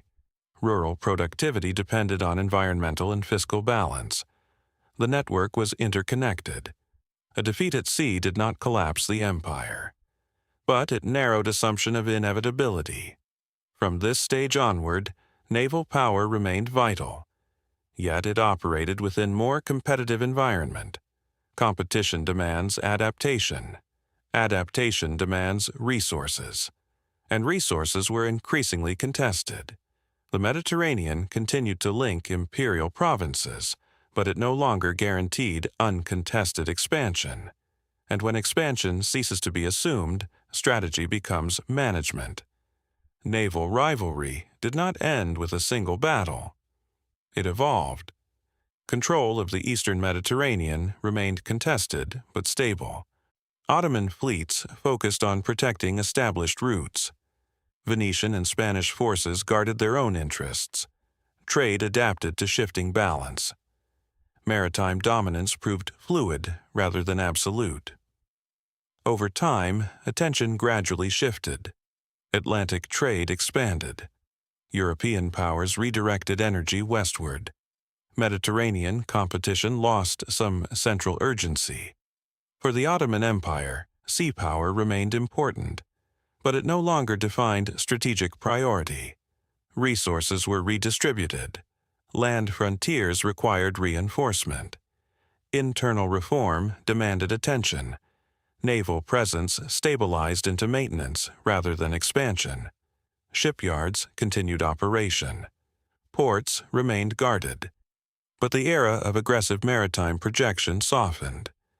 This adjustment reflected broader pattern. The empire excelled when adaptation matched environment. When the environment changed, recalibration followed. Sea power had expanded reach. It had demonstrated resilience after defeat. It had integrated maritime strategy into imperial design. Yet, it also revealed limits of projection. Projection requires sustained investment. Investment requires revenue. Revenue depends on broader economic balance. As European trade networks globalized, financial centers shifted. The Mediterranean remained vital. But it was no longer singular. The Ottoman state adapted again. It did not abandon the sea. It repositioned its priorities. Such repositioning illustrates institutional awareness. Awareness allows survival. Survival sustains continuity. Continuity defines longevity. The maritime century had strengthened the empire's identity as a continental and coastal power. Now, new pressures would arise from within its urban centers and economic networks, and those pressures would test flexibility once more. Chapter 10. Agrarian Scale in an Industrial Age. An empire is not sustained by armies alone. It is sustained by cities. Cities collect revenue. Cities organize labor. Cities transmit culture. In the Ottoman world, urban centers formed connective tissue across continents. Istanbul stood at the center, but it was not alone. Cairo, Damascus, Salonika, Baghdad, and countless provincial towns supported the imperial system. Markets opened at dawn. Caravans arrived with goods from distant regions. Spices moved from east to west. Textiles circulated between workshops and ports. Grain shipments stabilized urban supply. Economic life required regulation. Guilds organized artisans. Standards controlled production quality. Prices were monitored. Weights and measures were inspected. Order encouraged trust. Trust encouraged exchange. Religious endowments funded infrastructure. Mosques, schools, fountains, and hospitals operated through charitable foundations. These foundations redistributed wealth. They also reinforced legitimacy. Urban governance required coordination. Judges oversaw disputes. Officials recorded transactions. Tax collectors balanced revenue with sustainability. Too much extraction risked unrest. Too little risked fiscal weakness. Balance remained essential. Trade networks connected interior regions to coastal ports. Caravan routes linked Anatolia to Syria. River systems supported transport in Iraq and Egypt. Connectivity sustained scale. Scale increased complexity. Urban diversity reflected imperial breadth. Muslims, Christians, Jews, and others lived within defined neighborhoods. Cultural interaction occurred daily. Markets crossed communal boundaries. Legal distinctions remained. Yet economic cooperation persisted. This layered coexistence did not eliminate tension, but it enabled function. Function allowed continuity. Continuity sustained revenue. Revenue sustained governance. The Ottoman state understood the value of urban stability. Investment followed necessity. Walls were repaired, roads were maintained, harbors were supervised. Administrative oversight sought predictability. Predictability reduces risk. Risk undermines exchange. Exchange sustains empire. As long as cities functioned, the imperial system retained vitality. Yet urban growth also magnified inequality. Wealth concentrated in some districts. Poverty persisted in others. Inflation affected purchasing power. Population movement altered demographics. Cities absorbed migrants from frontier wars. Refugees altered labor markets. Adaptation remained constant. Urban life reflected the broader imperial pattern. Layered governance, structured flexibility, economic integration across difference. The vitality of the empire depended on this balance, and when balance shifted, cities felt it first. Urban vitality depended on wider networks. Cities functioned as exchange hubs between countryside and international trade. Grain moved inward. Manufactured goods moved outward. Tax revenue flowed through customs and market levies. For centuries, this system operated within agrarian rhythm. Production followed seasonal cycles. Trade moved along predictable caravan routes. Adjustment occurred gradually. By the late 18th and early 19th centuries, global dynamics accelerated. Atlantic trade expanded rapidly. Industrial production transformed manufacturing in Europe. Mechanized factories lowered cost dramatically. Textiles produced in Manchester undercut traditional weaving in Ottoman cities. Metal goods arrived cheaper than local craft. Competition intensified beyond previous experience. The empire had mastered agrarian scale. It now faced industrial velocity. Velocity demands different reflexes, and reflexes take time to retrain. Guild systems had long regulated production. They maintained quality. They controlled apprenticeship. They stabilized price. But stabilization became disadvantaged when confronted with mass production. Imported goods entered ports in growing quantity. Merchants adjusted. Consumers adapted. Urban artisans struggled to compete on price. Some workshops closed. Others shifted to niche specialization. Market exposure increased sensitivity. Sensitivity magnifies fluctuation. When European demand shifted, Ottoman exports fluctuated accordingly. Cash crop cultivation expanded in certain provinces. Cotton, tobacco, and silk connected rural producers to global market. Integration deepened, but integration increased vulnerability. Price swings affected rural income. Rural income affected tax collection. Tax collection affected urban budget. The system was interconnected. Industrial velocity also compressed time. Information traveled faster through telegraph. Price signals shifted rapidly. Administrative response, however, remained structured for slower adjustment. Bureaucratic review required documentation. Documentation required approval. Approval required deliberation. Deliberation consumes time. When tempo mismatch occurs, strain multiplies. Urban population growth intensified pressure. Migration from countryside accelerated as rural margins narrowed. Housing demand increased. Public sanitation required expansion. Infrastructure investment demanded capital. Capital often arrived through foreign loans. Loans stabilized short-term need. They deepened long-term dependency. Customs revenue increasingly pledged as collateral. Fiscal sovereignty intertwined with external finance. Urban reform projects reflected ambition. New boulevards, improved ports, expanded rail connections. Yet each improvement required integration into global financial structure. The city became site where agrarian past and industrial future intersected. Traditional markets coexisted with imported goods. Guild authority coexisted with commercial banks. Administrative oversight expanded. But expansion of oversight did not immediately produce efficiency. Efficiency requires structural redesign. Redesign requires political consensus. Consensus proved difficult amid competing interests.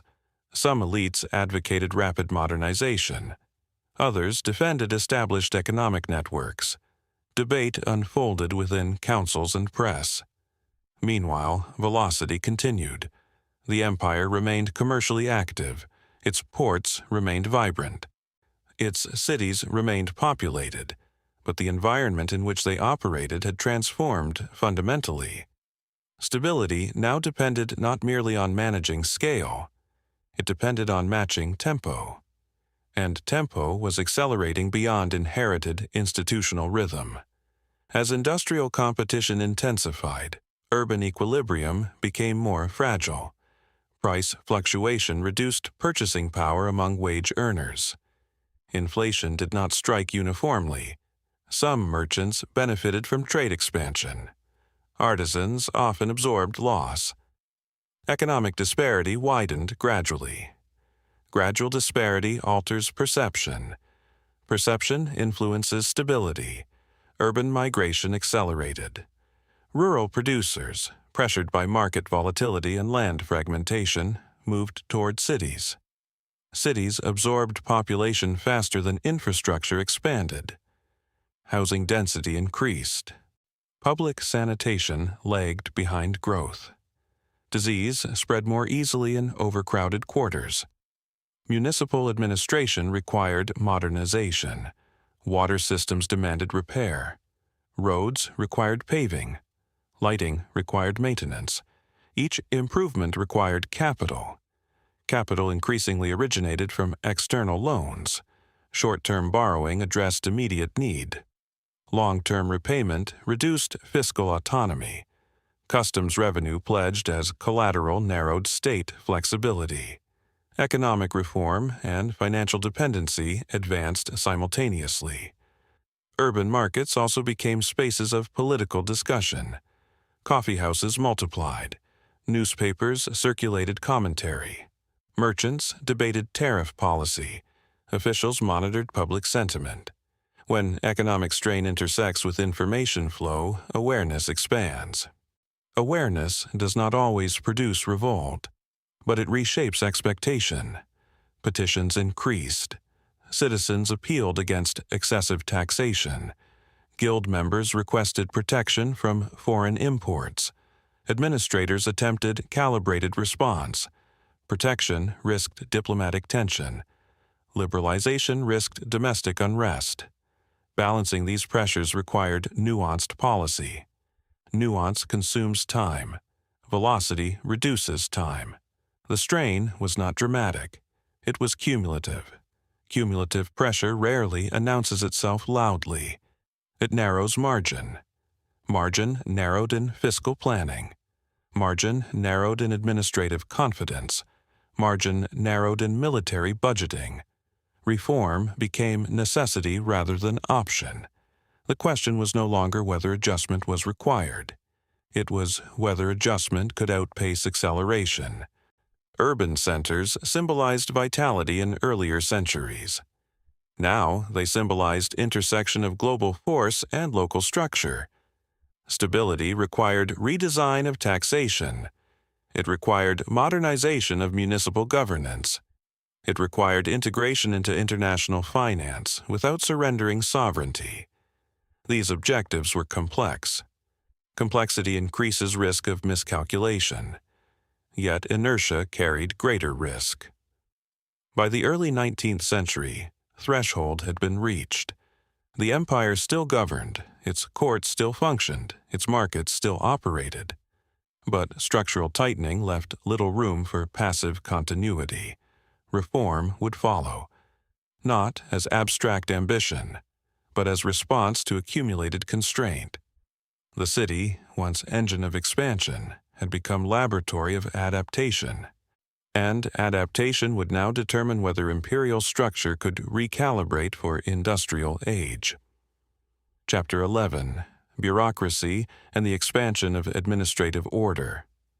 The Ottoman Empire governed diversity as principle, not exception. Religious difference was not temporary, it was structural. Muslim populations formed political majority, yet Christians and Jews lived across imperial territory. They farmed land. They traded in markets. They administered local institutions. Governance required framework. That framework evolved into what later became known as the millet system. Communities were organized around religious identity. Each recognized community retained internal authority. Clerical leaders supervised education, marriage, inheritance, and certain legal matters. Imperial law operated above communal jurisdiction. Layered authority reduced friction. It also clarified responsibility. The state did not attempt uniformity. It required loyalty. Loyalty centered on order and taxation. Communities paid tribute. They maintained internal governance. Autonomy existed within limits. Limits defined cohesion. This arrangement offered stability across vast geography. In the Balkans, Orthodox Christians retained ecclesiastical hierarchy. In urban centers, Jewish communities governed religious affairs. In Arab provinces, local legal traditions continued under imperial oversight. Diversity became manageable through categorization. Categorization requires record-keeping. Record-keeping strengthens administration. Administration sustains scale. The Millet framework did not eliminate hierarchy. Muslim subjects occupied privileged legal position. Non-Muslims faced certain fiscal obligations. Yet protection was codified. Codification reduced unpredictability. Predictability encouraged coexistence. Coexistence supported economic integration. Economic integration reinforced imperial strength. The system functioned effectively when balance held, when central authority remained credible, when taxation remained sustainable, when external actors did not intervene directly in communal affairs. Over centuries, this layered social order demonstrated resilience. It absorbed migration. It incorporated new populations. It allowed internal continuity under imperial umbrella. Yet layered governance also required careful calibration. Too much interference risked resistance. Too little oversight risked fragmentation. The empire navigated between these extremes. For generations, this balance contributed to longevity. But as modern ideas of nationalism expanded, the meaning of communal identity shifted. Religious community began to intersect with political aspiration, and that shift would test the limits of the system. For centuries, communal identity operated within imperial framework. Religion defined jurisdiction. Jurisdiction defined responsibility. Responsibility defined stability. But the 19th century altered this equilibrium.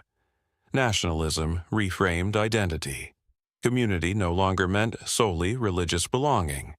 It began to imply political sovereignty. External powers recognized this shift. European states positioned themselves as protectors of specific communities. Diplomatic pressure intensified around minority rights. Protection blurred into intervention. Intervention altered internal balance. The Tanzimat reforms sought to respond. Equality before law aimed to unify subjects beyond religious distinction. In theory, shared citizenship would strengthen cohesion. In practice, reactions varied. Some non-Muslim communities welcomed expanded rights. Others questioned sincerity. Muslim populations reassessed established hierarchy. Privilege recalibrated. Expectation shifted. Millet autonomy narrowed under centralized reform. Education became more standardized. Secular courts gained authority. Record-keeping reduced communal discretion. Central oversight expanded. Expansion aimed at integration. Integration sometimes appeared as intrusion. Identity grew more politicized. Clerical leadership navigated between loyalty to empire and pressure from external actors. Local tensions intensified in some regions. Insurgencies emerged in others. The empire attempted balance, preserve layered governance, introduce shared citizenship, resist external manipulation. Balance proved delicate. As territorial losses occurred in the Balkans, communal cohesion weakened further. Migration altered demographic composition. Communities relocated under duress. Refugee influx intensified urban complexity. The Millet system had once offered structured coexistence. Now it faced ideological reinterpretation. Modern nationalism demanded uniform political identity. Layered imperial identity appeared outdated to some reformers. Yet abrupt dismantling risked instability. The state oscillated between preservation and revision. The result was neither full continuity nor complete transformation.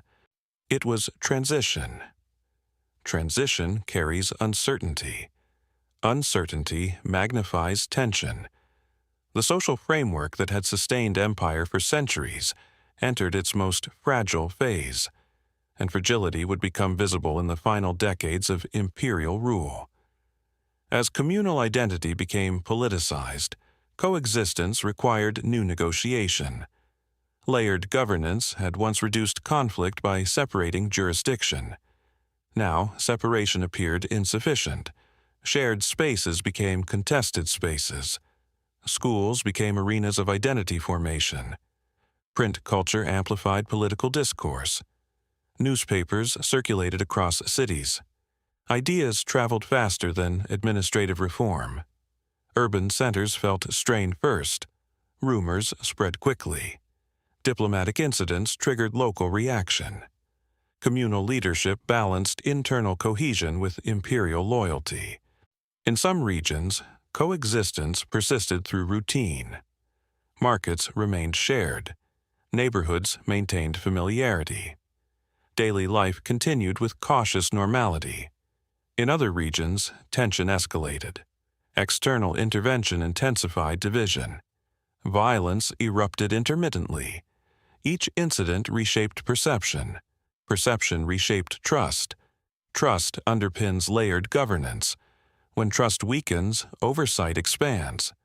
When oversight expands too quickly, resentment grows. The empire faced contradiction. Promote equality to secure unity. Preserve hierarchy to maintain order. Both paths carried risk. Administrative reform attempted neutral language. Citizenship replaced confessional categorization in official decree. Yet memory of difference persisted. Centuries of structured diversity could not dissolve rapidly. The millet system had functioned because identity aligned with imperial structure. When identity began to align with national aspiration, alignment shifted. Communities reimagined belonging beyond imperial boundaries. The center responded with alternating firmness and accommodation.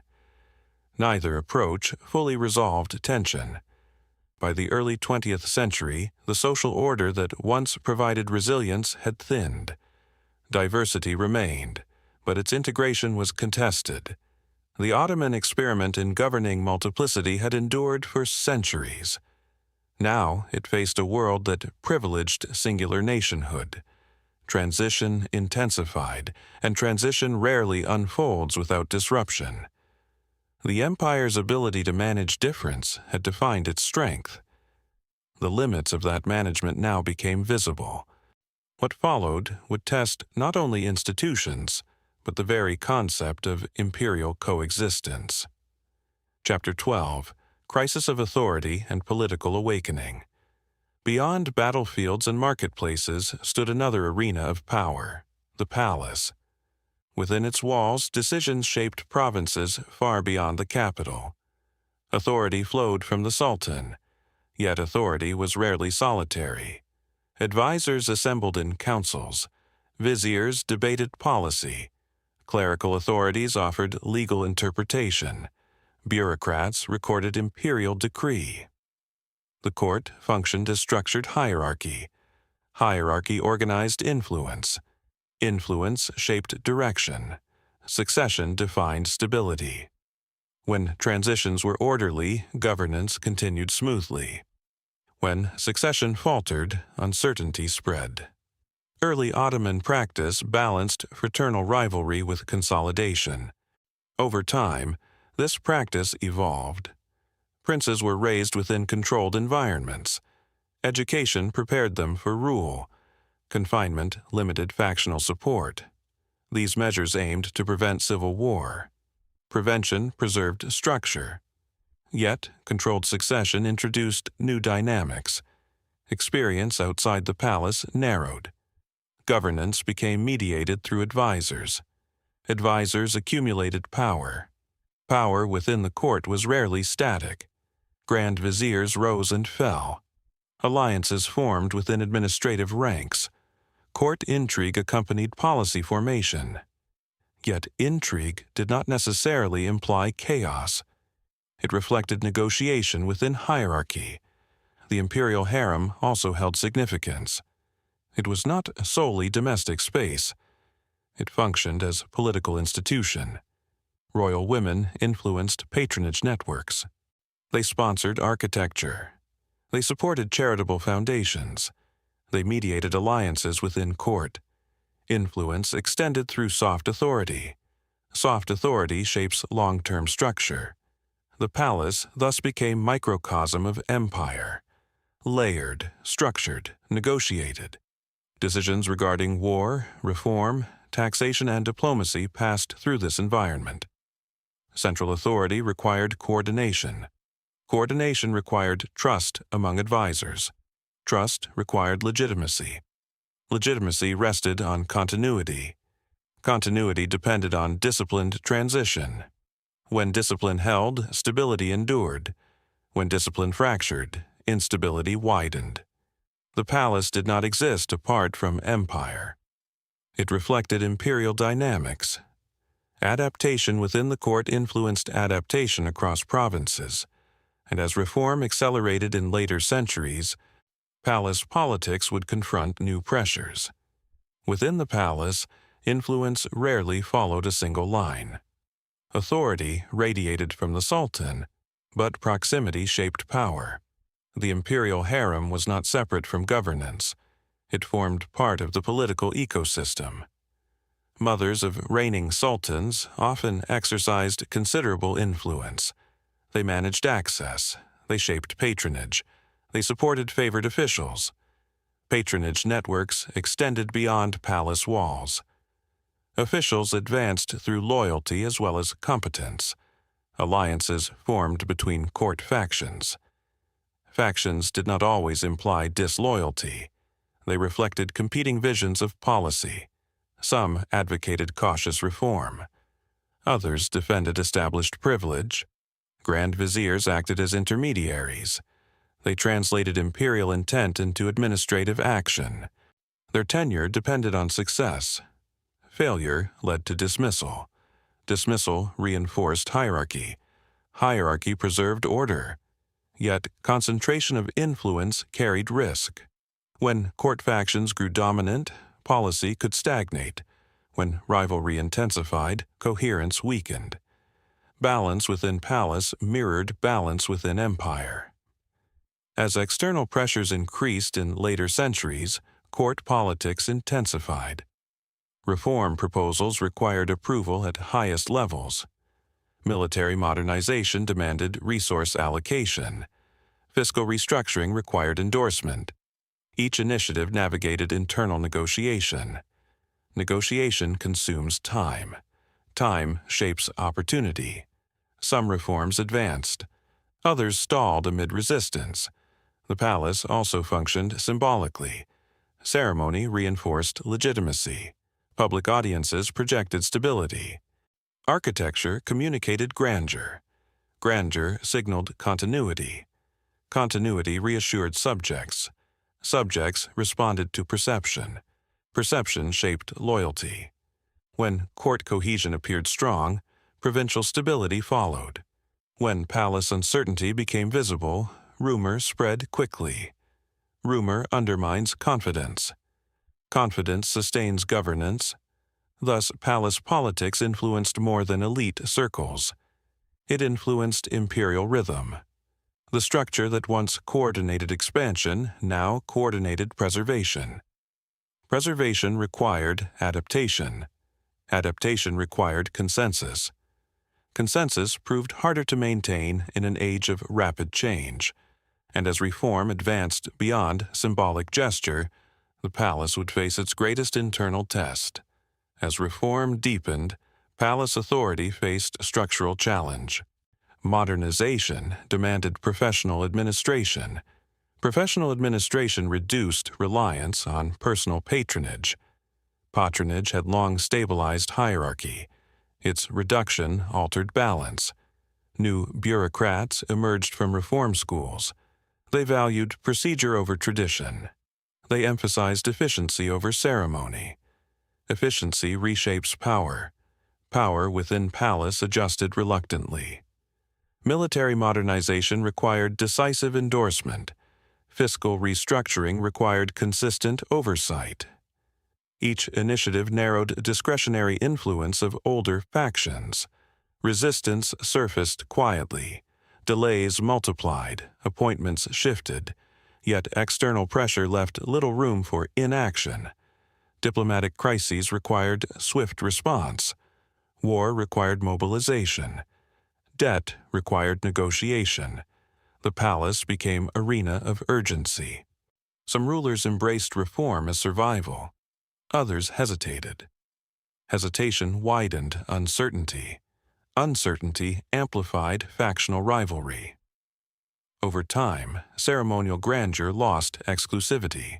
Political participation expanded through constitutional experiments. Parliamentary sessions challenged palace monopoly on decision. Public opinion gained influence through press. Information circulated faster than decree. The palace adapted unevenly. It retained symbolic authority, but practical governance increasingly shared space with ministries and assemblies. Shared authority complicates command. Complication can strengthen accountability. It can also fragment direction. By the early 20th century, imperial court no longer functioned as sole nucleus of power. Military leaders gained prominence. Political parties influenced agenda. Advisors competed with elected representatives. The Sultan's role evolved under constraint. Evolution does not erase symbolism, but it transforms function. The palace that once embodied absolute sovereignty now navigated negotiated authority. Negotiated authority requires consensus. Consensus proved fragile under war and territorial loss. When external defeat intensified, palace legitimacy weakened. When legitimacy weakened, reform accelerated beyond traditional control. The imperial court remained visible, yet its capacity to direct imperial destiny narrowed. The structure that once centralized decision now shared it, and shared decision marked the final phase of imperial transformation. Chapter 13: Modern War and Structural Exhaustion. Military strength had once defined expansion. Now it defined survival. By the 19th century, European powers had transformed warfare. Industrial production altered logistics. Railways moved troops rapidly. Artillery increased range and precision. Naval engineering advanced. The Ottoman military could not ignore these changes. Earlier reforms had addressed organization. Now, modernization required technological adaptation. Military academies expanded curriculum. Foreign instructors were invited. Officers studied engineering and strategy. Standardized drill replaced older improvisation. Uniforms changed. Weapons modernized. Central command sought clarity. Clarity improved coordination. Coordination improved discipline. Yet modernization required funding. Funding strained treasury. Debt intertwined with reform. External advisors influenced procurement. Influence carried diplomatic implication. Military contracts became instruments of foreign policy. European states competed for leverage. Alliance discussions shaped strategy. The Ottoman leadership navigated between rival powers. Balance required caution. Choosing one partner risked alienating another. Meanwhile, regional conflicts tested readiness. Border skirmishes exposed weaknesses. Logistical delays hampered response. Training reforms improved performance gradually. But transition takes time. Time is limited during crisis. The army became a symbol of modernization. It also became locus of political awareness. Officers debated constitutionalism. They observed European institutions. They questioned stagnation. The military thus evolved beyond battlefield function. It became political actor. Political engagement altered hierarchy. Hierarchy within army influenced governance. The relationship between barracks and palace grew more complex. Modernization strengthened structure. It also redistributed authority. The empire had once relied on cavalry mobility. Now it required industrial integration. Integration into global military standards proved uneven. Some units achieved high efficiency. Others lagged. Adaptation was ongoing. Ongoing adaptation sustained relevance. But incomplete adaptation left vulnerability. The empire stood between tradition and modern warfare, and the pace of change accelerated with each passing decade. Modernization rarely unfolds in isolation. It connects states through alliance. By the late 19th century, European powers sought influence within Ottoman reform. Military missions arrived. Advisors inspected training programs. Arms contracts reflected diplomatic alignment. Among these relationships, German influence grew prominent. Railway projects linked Anatolia to Europe. Officer exchanges strengthened institutional ties. Strategic consultation deepened cooperation. Partnership promised modernization. It also narrowed neutrality. Alignment alters expectation. Expectation shapes commitment. As European rivalries intensified, the Ottoman Empire faced narrowing choices: remain distant and risk isolation, align with one bloc and risk entanglement. Meanwhile, regional conflicts accelerated. The Balkan Wars revealed fragility. Reorganized units fought with determination. Yet coordination faltered under pressure. Logistics strained under rapid mobilization. Territory was lost quickly. Loss exposed weaknesses in command integration. It also intensified reform urgency. Military review commissions assessed failure. Training intensified, command hierarchy clarified, yet morale suffered. Refugees from lost territories flooded Anatolia. Demographic shift reshaped recruitment base. National consciousness strengthened among officers. Political engagement increased. The army became advocate of stronger centralized direction. Centralization aimed at survival. Survival required discipline. Discipline required unity. Unity proved fragile amid ideological debate. Some officers embraced constitutional ideals. Others prioritized order above representation. The military thus stood at intersection of modernization and politics. Its transformation mirrored imperial tension. Preparedness improved incrementally, but geopolitical environment deteriorated rapidly. European alliances solidified. Global confrontation loomed. The Ottoman leadership evaluated risks. Risk avoidance appeared impossible. The empire, modernizing yet vulnerable, approached decisive crossroads. Global war altered scale overnight. Mobilization extended across continents. Troops moved toward the Caucasus. Forces advanced in Mesopotamia. Fronts opened in the Levant. Naval engagement intensified in surrounding seas. Preparation met urgency. Some units performed with discipline. Others struggled under logistical strain. Supply shortages hindered momentum. Terrain compounded difficulty. Communication faltered across vast distances. Yet, in certain theaters, resistance proved resilient. At Gallipoli, defensive coordination held. Terrain favored defense. Leadership adapted under pressure. The campaign strengthened morale temporarily. It demonstrated capacity under constraint. But success in one region did not offset strain elsewhere. Multiple fronts required simultaneous attention. Resources divided thinly. Civilian populations endured hardship. Food scarcity intensified. Infrastructure deteriorated under bombardment. Administrative cohesion weakened. Arab provinces revolted with external support. Internal dissent deepened. command structures attempted coordination. Coordination under war multiplies complexity. Complexity magnifies vulnerability. Alliances shaped battlefield expectation. Defeat in Europe reshaped imperial fate. By war's end, exhaustion was pervasive. Armistice followed. Occupation commenced. Military modernization had improved discipline. It had not prevented structural overextension. War accelerated pressures already present. Fiscal strain compounded. Territorial contraction accelerated. The army remained organized, but empire-wide cohesion fractured. Military institutions transitioned toward new leadership. National focus replaced imperial horizon. The armed forces that once defended continental scale now defended defined homeland.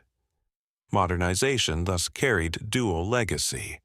It strengthened professional capacity. It also facilitated political transformation. The war marked culmination of imperial strain. It revealed both resilience and limit. Limit, once reached, reshapes direction. And direction now moved toward redefinition rather than restoration. Chapter 14. Culture, Print, and the reimagining of identity power is sustained not only through force or law, it is sustained through meaning. Across centuries, the Ottoman world cultivated intellectual and artistic life that reflected its scale. Mosques dominated city skylines. They were not only places of worship, they were centers of learning. Scholars taught theology, students studied law. Libraries preserved manuscripts. Knowledge circulated across regions. Poetry flourished in courtly circles. Literature blended Persian influence with Turkish expression. Calligraphy developed into refined art. Art does not merely decorate, it communicates identity. Architecture expressed imperial confidence. Domes symbolized unity. Minarets marked presence. Bridges connected communities physically and symbolically. Patronage networks supported artists and scholars. Royal women funded schools and hospitals. Grand viziers sponsored libraries. Endowments sustained cultural continuity. Urban spaces fostered exchange of ideas. Coffee houses became informal forums. Debate extended beyond court walls. Print technology eventually expanded discourse. Translation movements introduced European scientific works. Intellectual life broadened. Broadened discourse generates diversity of thought. Diversity stimulates reform. Reform challenges tradition. Tradition shapes legitimacy. The empire navigated this interplay carefully. Religious scholarship remained influential. Secular knowledge expanded gradually. Educational institutions diversified curriculum. Medical schools introduced modern practice. Engineering academies supported military reform. Cultural adaptation paralleled institutional change.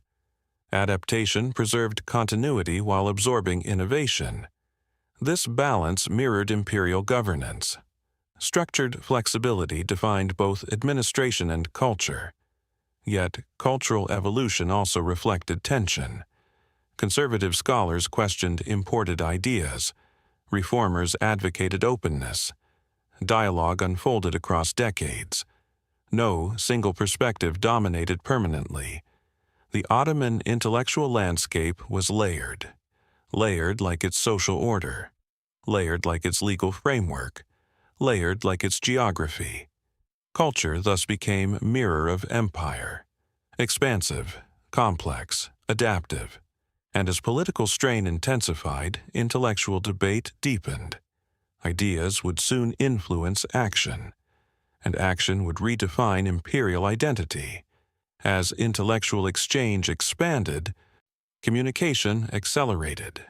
Printing presses multiplied in major cities. Newspapers circulated political commentary. Pamphlets discussed reform. Literacy increased gradually among urban populations. Ideas traveled beyond palace and madrasa. Writers debated modernization. Some advocated constitutional governance. Others defended traditional hierarchy. Translation movements introduced European philosophy and science. Concepts of citizenship entered discussion. Notions of nationhood gained vocabulary. Vocabulary shapes imagination. Imagination shapes identity. Literature reflected transformation. Poets experimented with new forms. Novelists depicted social tension. Journalists critiqued corruption and inefficiency. Public opinion began to matter. Mattering opinion alters governance. Officials monitored publications carefully. Censorship coexisted with circulation. Circulation proved difficult to contain. Urban intellectual circles expanded. Coffeehouses became venues of political conversation. Students debated reform in classrooms. Military officers read translated works. The intellectual sphere intersected with administration. Reformers found language to articulate dissatisfaction. Dissatisfaction found organized expression. National consciousness deepened in some regions. Ethnic identity intertwined with political aspiration. The empire's layered framework encountered new conceptual tools. Tools of self-determination. Tools of sovereignty. Religious scholarship responded with reinterpretation. Some scholars argued compatibility between tradition and reform. Others warned against dilution of authority. Debate did not immediately dissolve cohesion. It redefined parameters. Identity expanded beyond dynastic loyalty. It began to include shared language and history. Print culture amplified this shift. Amplification accelerated polarization. Polarization intensified during crisis. Yet intellectual life remained vibrant. Vibrancy reflected resilience. Resilience sustained cultural continuity even amid political strain. Ideas alone do not topple empires, but they prepare transitions. And the intellectual climate of the late empire prepared society for transformation. Transformation would soon demand not only reflection, but action. As war engulfed the empire, intellectual life did not disappear. It intensified. Crisis sharpens reflection. Writers responded to defeat with analysis. Some framed loss as moral decline. Others described it as structural imbalance. Public discourse turned toward survival. What should remain? What must change? War disrupted institutions. Universities relocated. Printing slowed under scarcity. Yet debate persisted. Military officers wrote memoirs. Journalists chronicled collapse. Scholars reconsidered identity. The language of empire gave way to the language of nation. Nation implies boundary. Empire implies plurality. The shift was gradual. Gradual shifts reshape culture. Educational reform accelerated under nationalist leadership. Curriculum emphasized shared history. Shared language gained prominence. Secular law expanded. Religious authority narrowed in public administration. Architecture changed tone. Public buildings reflected modernist simplicity. Symbolism reoriented toward civic identity. Civic identity requires cohesion. Cohesion requires narrative. Narrative recast the Ottoman past as foundation rather than present. Continuity remained. But continuity was reframed. Intellectual circles debated legacy. Was empire burden or inheritance? Was reform incomplete or transformative? These questions shaped early Republican thought. Cultural transformation did not erase Ottoman imprint. Legal traditions carried forward. Urban layout preserved memory. Literature retained echoes of earlier centuries. The transition from empire to nation was neither abrupt nor absolute. It was negotiated through culture. Culture mediates change. Change redefines meaning. The Ottoman intellectual world had prepared ground for adaptation. Adaptation now assumed new form. What began as layered imperial coexistence evolved into national framework. Framework stabilized under new institutions, yet beneath new symbols lay historical depth. Depth cannot be erased. It informs language. It informs governance. It informs memory. Thus, the cultural life of the empire extended beyond its political lifespan. It reshaped itself, and through reshaping, it endured. Chapter 15. Codifying sovereignty law gave structure to scale. Without law, expansion fragments. With law, diversity becomes governable. From early centuries, the Ottoman system combined multiple legal layers. Islamic jurisprudence provided foundation. Imperial decrees supplemented religious law. Customary practice filled remaining space. This combination created flexibility. Flexibility reduced friction across regions. Judges operated in urban courts. They interpreted law according to established schools. Records documented disputes. Documentation strengthened continuity. Imperial authority issued administrative codes. These codes regulated taxation. They defined land tenure. They clarified obligation between subject and state. Legal clarity encouraged predictability. Predictability sustained loyalty. Loyalty stabilized revenue. Revenue sustained governance. Over time, codification increased. The classical period formalized administrative practice. Land surveys cataloged property. Tax registers detailed obligation. Provincial governors followed standardized procedure. Uniformity remained selective. Local custom persisted within broader framework. This layered legal order reflected imperial philosophy. Authority without total uniformity. Structure without rigid centralization. Yet codification also expanded bureaucracy. Bureaucracy required literacy. Literacy required education. Education produced administrative class. Legal knowledge thus circulated beyond clerical elite. By the 19th century, reform intensified codification. Secular commercial law emerged. Criminal codes were revised. Civil procedures aligned more closely with European models. Reformers sought clarity for international trade. Clarity reassured foreign merchants.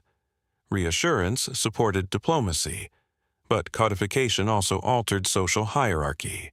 Traditional scholars shared jurisdiction with new legal professionals.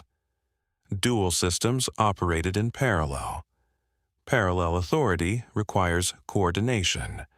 Coordination demands discipline. The Ottoman legal tradition had always balanced revelation and decree. Now it balanced tradition and modernization. Modernization did not erase precedent. It reorganized it. Reorganization reshaped institutional identity. Law remained anchor. Anchor provided continuity amid reform. Yet legal transformation carried implication beyond courtroom. It signaled redefinition of sovereignty. Sovereignty expressed through written code. Code shaped expectation. Expectation shaped political culture. And political culture would influence the empire's final transformation. As commercial activity expanded, legal reform accelerated. International trade required predictable procedure. Foreign merchants demanded contract enforcement. Dispute resolution had to appear impartial. Commercial courts emerged alongside traditional tribunals. These courts operated with written codes. Codes referenced European models. Procedural clarity increased confidence. Confidence encouraged investment. Investment strengthened economic integration. Yet duality deepened. Religious courts continued to oversee family law. Inheritance remained within established jurisprudence. Marriage contracts followed tradition. At the same time, secular courts handled trade and criminal procedure. Parallel jurisdiction required coordination. Coordination demanded careful boundary. Boundary disputes occasionally arose. Which court held authority? Which code applied? The state clarified gradually. Legal manuals circulated among judges. Training expanded for new officials. Codification aimed at uniformity. Uniformity increased central oversight. Central oversight reduced provincial discretion. Reduction sometimes produced resentment. Local custom adjusted under supervision. Some regions adapted smoothly. Others resisted external standardization. Legal modernization thus reflected broader imperial tension. Adopt external models to preserve sovereignty, preserve tradition to sustain legitimacy. The balance required precision. Too much imitation risked alienation. Too little adaptation risked isolation. International treaties intensified pressure. Capitulations granted legal privilege to foreign nationals. Foreign consular courts operated within Ottoman cities. Sovereignty became layered. Layered sovereignty complicates authority. Authority under external constraint requires negotiation. Negotiation shaped reform. Reform reshaped expectation. Citizens increasingly encountered written code. They navigated courts with documented procedure. The idea of rights gained formal articulation. Articulation influences political awareness. Political awareness expands participation. Participation redefines governance. Law thus became more than instrument of order. It became language of reform. And language, once formalized, cannot easily be withdrawn. By the late 19th century, law had become arena of identity. Codes no longer regulated commerce alone. They defined relationship between citizen and state. Constitutional experiments introduced written guarantees. Parliamentary sessions debated legislation. Public language shifted toward rights and representation. The legal order expanded beyond imperial decree. It incorporated procedural transparency. Transparency altered expectation. Expectation shaped political culture.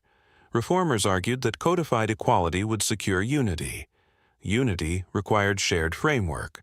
Framework required legitimacy. Legitimacy required consistency. Yet consistency proved difficult across vast territory.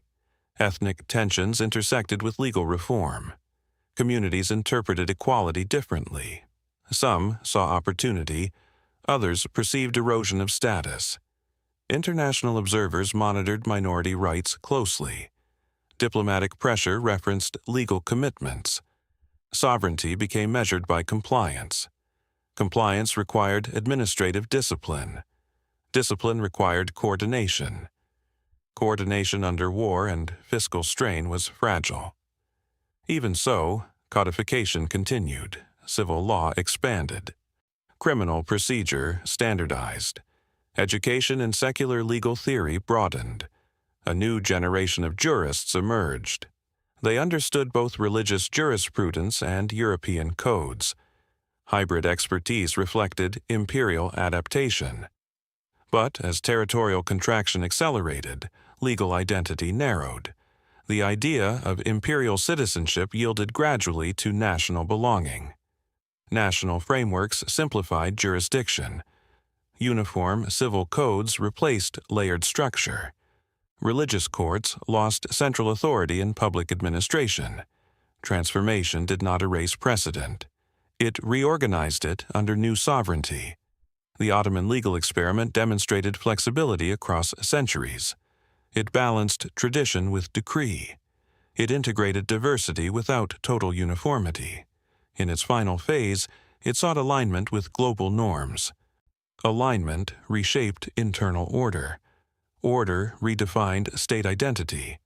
When empire dissolved, legal memory endured. It shaped successor institutions. It influenced regional systems. It preserved continuity beneath political change. Law had structured scale. Now it structured transition. And through transition, fragments of imperial design survived within new national form.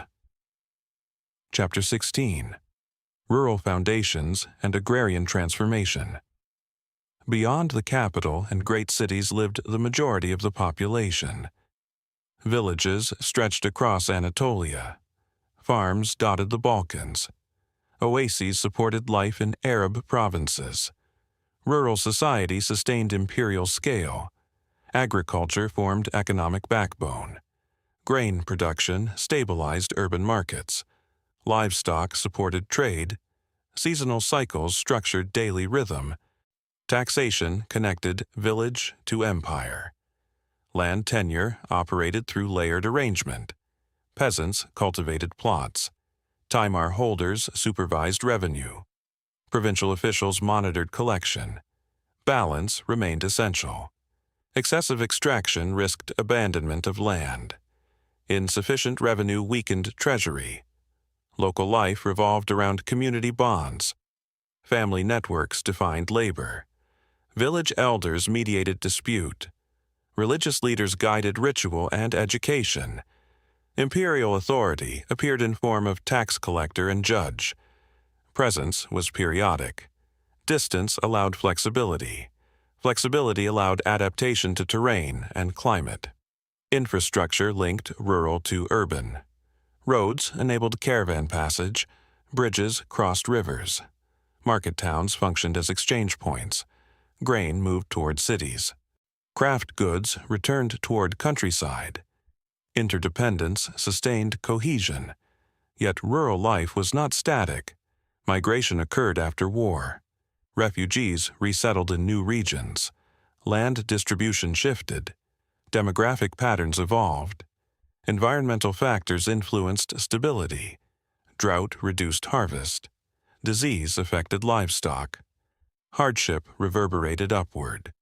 When villages struggled, cities felt impact. The imperial system relied on predictable harvest. Predictability rarely guaranteed. Provincial governors negotiated between center and locality. They reported shortfall. They requested adjustment.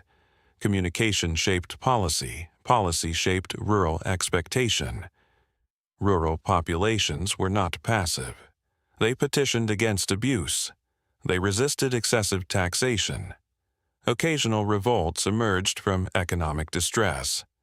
The empire responded through mediation or force.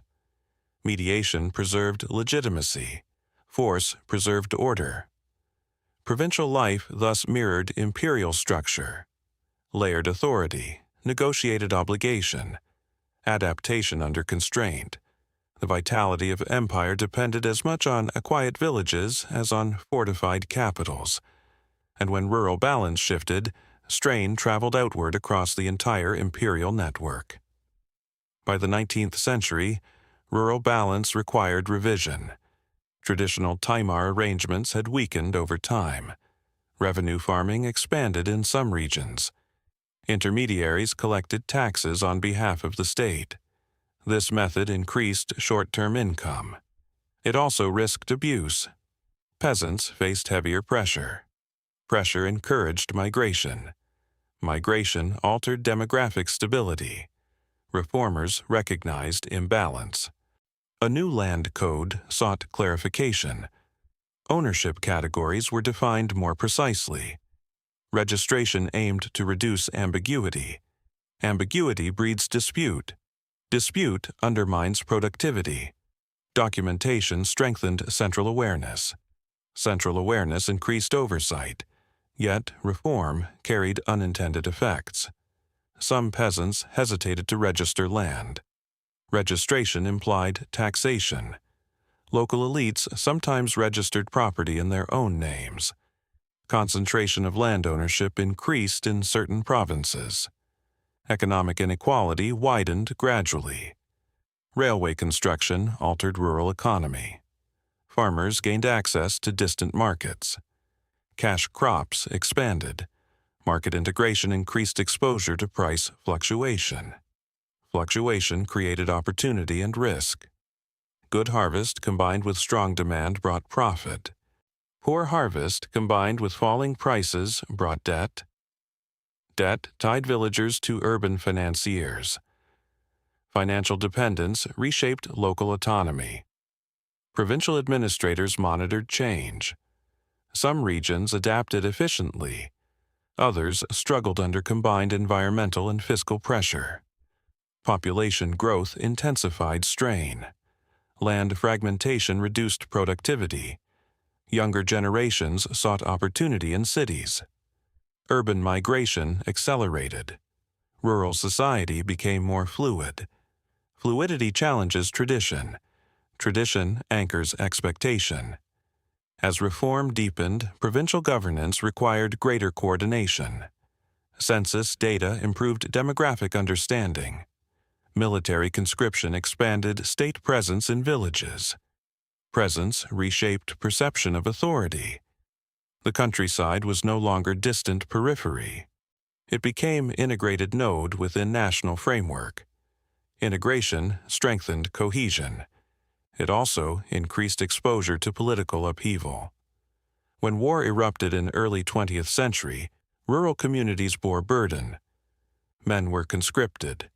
Harvests declined. Supply chains strained. The rural world that once provided quiet stability now faced accelerating transformation. And transformation in the countryside echoed across the empire's final decades. As the empire entered its final wars, rural strain intensified. Conscription removed labor from fields. Harvest cycles were disrupted. Transport routes were redirected toward military need. Food shortages spread unevenly across provinces. Some regions endured scarcity. Others absorbed refugee influx. Demographic imbalance reshaped village life. Widows managed farms. Elders assumed additional responsibility. Children entered labor early. Agrarian production declined in contested zones. State requisition policies attempted to stabilize supply. Stabilization required enforcement. Enforcement deepened tension. Peasants petitioned for relief. Officials negotiated adjustment where possible. But war compresses flexibility. Flexibility had long defined Ottoman rural governance. Under total mobilization, flexibility narrowed. Disease compounded hardship. Infrastructure deteriorated. Irrigation systems lacked maintenance. Livestock herds shrank. Economic shock reverberated across countryside. Yet rural resilience persisted in pockets. Community networks redistributed grain. Religious institutions organized aid. Local solidarity mitigated collapse. When imperial authority weakened after defeat, rural regions did not dissolve instantly. They adapted to new administrative direction. National leadership reorganized conscription and taxation. Land policy shifted again under emerging republic. Agrarian reform aimed to rationalize ownership. Documentation improved clarity. Central authority expanded statistical oversight. The countryside that had sustained empire for centuries now sustained nation-state. Continuity survived through land. Fields remained cultivated. Villages remained inhabited. But identity shifted. Imperial subject became national citizen. Rural obligation redirected from dynasty to republic. The transformation did not erase memory. It reframed it. Agrarian life had long embodied layered governance. Now it embodied centralized national policy. Through war and reform, the countryside endured. Its endurance illustrates deeper pattern. Empires rise and fall, land remains, and on that land, institutions reorganize once more. Chapter 17. Family, gender, and social continuity empires are sustained not only through armies and law, they are sustained through families. Within households, identity is transmitted. Obligation is learned. Authority is understood. In Ottoman society, family formed core social unit. Marriage contracts were documented in court. Inheritance followed established jurisprudence. Property rights were recorded carefully. Women possessed legal standing in matters of inheritance and dowry. They could petition courts, they could own property, they could initiate certain legal proceedings. Legal visibility does not equal uniform equality. Yet, documentation reveals participation. Urban women engaged in commerce indirectly. They invested through endowments. They supported charitable foundations. They financed construction of fountains, schools, and mosques. Philanthropy extended influence beyond domestic space. In rural areas, women contributed to agricultural labor. They managed household economy. They sustained continuity during male absence. War and migration amplified their responsibility. Family structure varied by region. Extended kin networks remained common. Elders mediated dispute. Religious guidance shaped social expectation. Social order relied on shared norms. Norms stabilized hierarchy. Hierarchy defined obligation between generations. Education occurred within family and religious institutions. Gender roles were structured. Structured roles provided predictability. Predictability sustained cohesion. Yet variation existed across provinces. Urban elites adopted different customs from rural populations. Economic status influenced opportunity. Over centuries, gradual reform reshaped family law. Secular courts introduced revised procedure. Education for girls expanded slowly in 19th century. Literacy among women increased in major cities. Print culture reached domestic space. Ideas of reform entered household discourse. Household thus became site of transformation. The Ottoman social fabric was layered. Legal rights coexisted with social convention. Authority balanced between religious prescription and local custom. Family life reflected imperial structure. Organized, hierarchical, adaptive within constraint. As reform intensified, questions about women's role expanded beyond family. Education, employment, and civic participation entered debate, and debate would influence the empire's final transformation. As reform expanded, women's education gained new attention. Modern schools opened in major cities. Curriculum extended beyond religious instruction. Literacy became tool of participation. Participation reshapes expectation. In Istanbul and provincial centers, educated women began to publish essays. Magazines addressed family reform. Writers discussed education for daughters. They debated marriage age. They examined legal status. Print culture extended into domestic sphere. Discussion entered household. Household discussion alters social rhythm. Charitable associations organized by women expanded. They funded hospitals. They supported relief during war. They advocated educational improvement. Philanthropy intersected with reform. Reform intersected with identity. Some intellectuals argued that modernization required broader inclusion. Others defended established gender norms. Debate unfolded gradually. Gradual debate reshapes boundary. Boundary between private and public shifted incrementally. Urban women gained limited professional roles. Teaching became accepted occupation. Nursing developed during wartime necessity. Visibility increased. Visibility influences perception. Perception influences law. Legal reform addressed family procedure cautiously. Marriage registration became more standardized. Inheritance documentation improved clarity. Clarity strengthened rights. Rights articulated expectation. Yet transformation remained uneven. Rural regions adapted more slowly. Custom retained strong influence. Education access varied by province. Economic class shaped opportunity. The empire's final decades thus witnessed layered change. Tradition persisted. Modernization advanced. Women navigated both spheres simultaneously. They remained central to family continuity. They also entered public discourse. Public discourse influenced national transition. As empire gave way to republic, debates about women's role intensified further. The groundwork had been laid during reform. Reform within family anticipated reform within state, and the evolution of social structure mirrored the evolution of sovereignty itself. War accelerated transformation within the household. Mobilization removed men from cities and villages. All women assumed expanded responsibility. They managed property. They organized supply.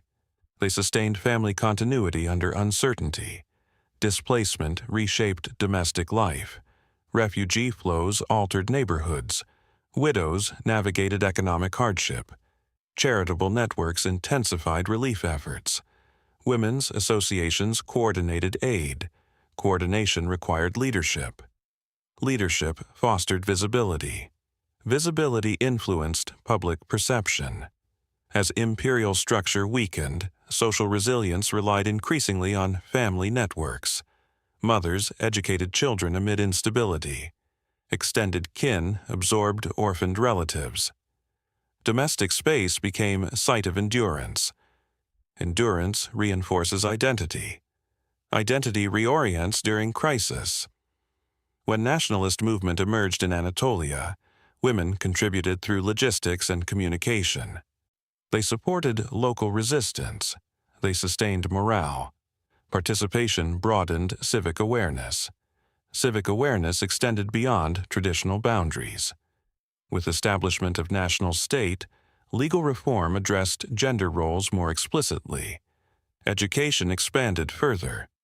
Civil law standardized marriage and inheritance. Secular framework replaced layered jurisdiction. Change formalized gradual evolution. Yet continuity remained visible.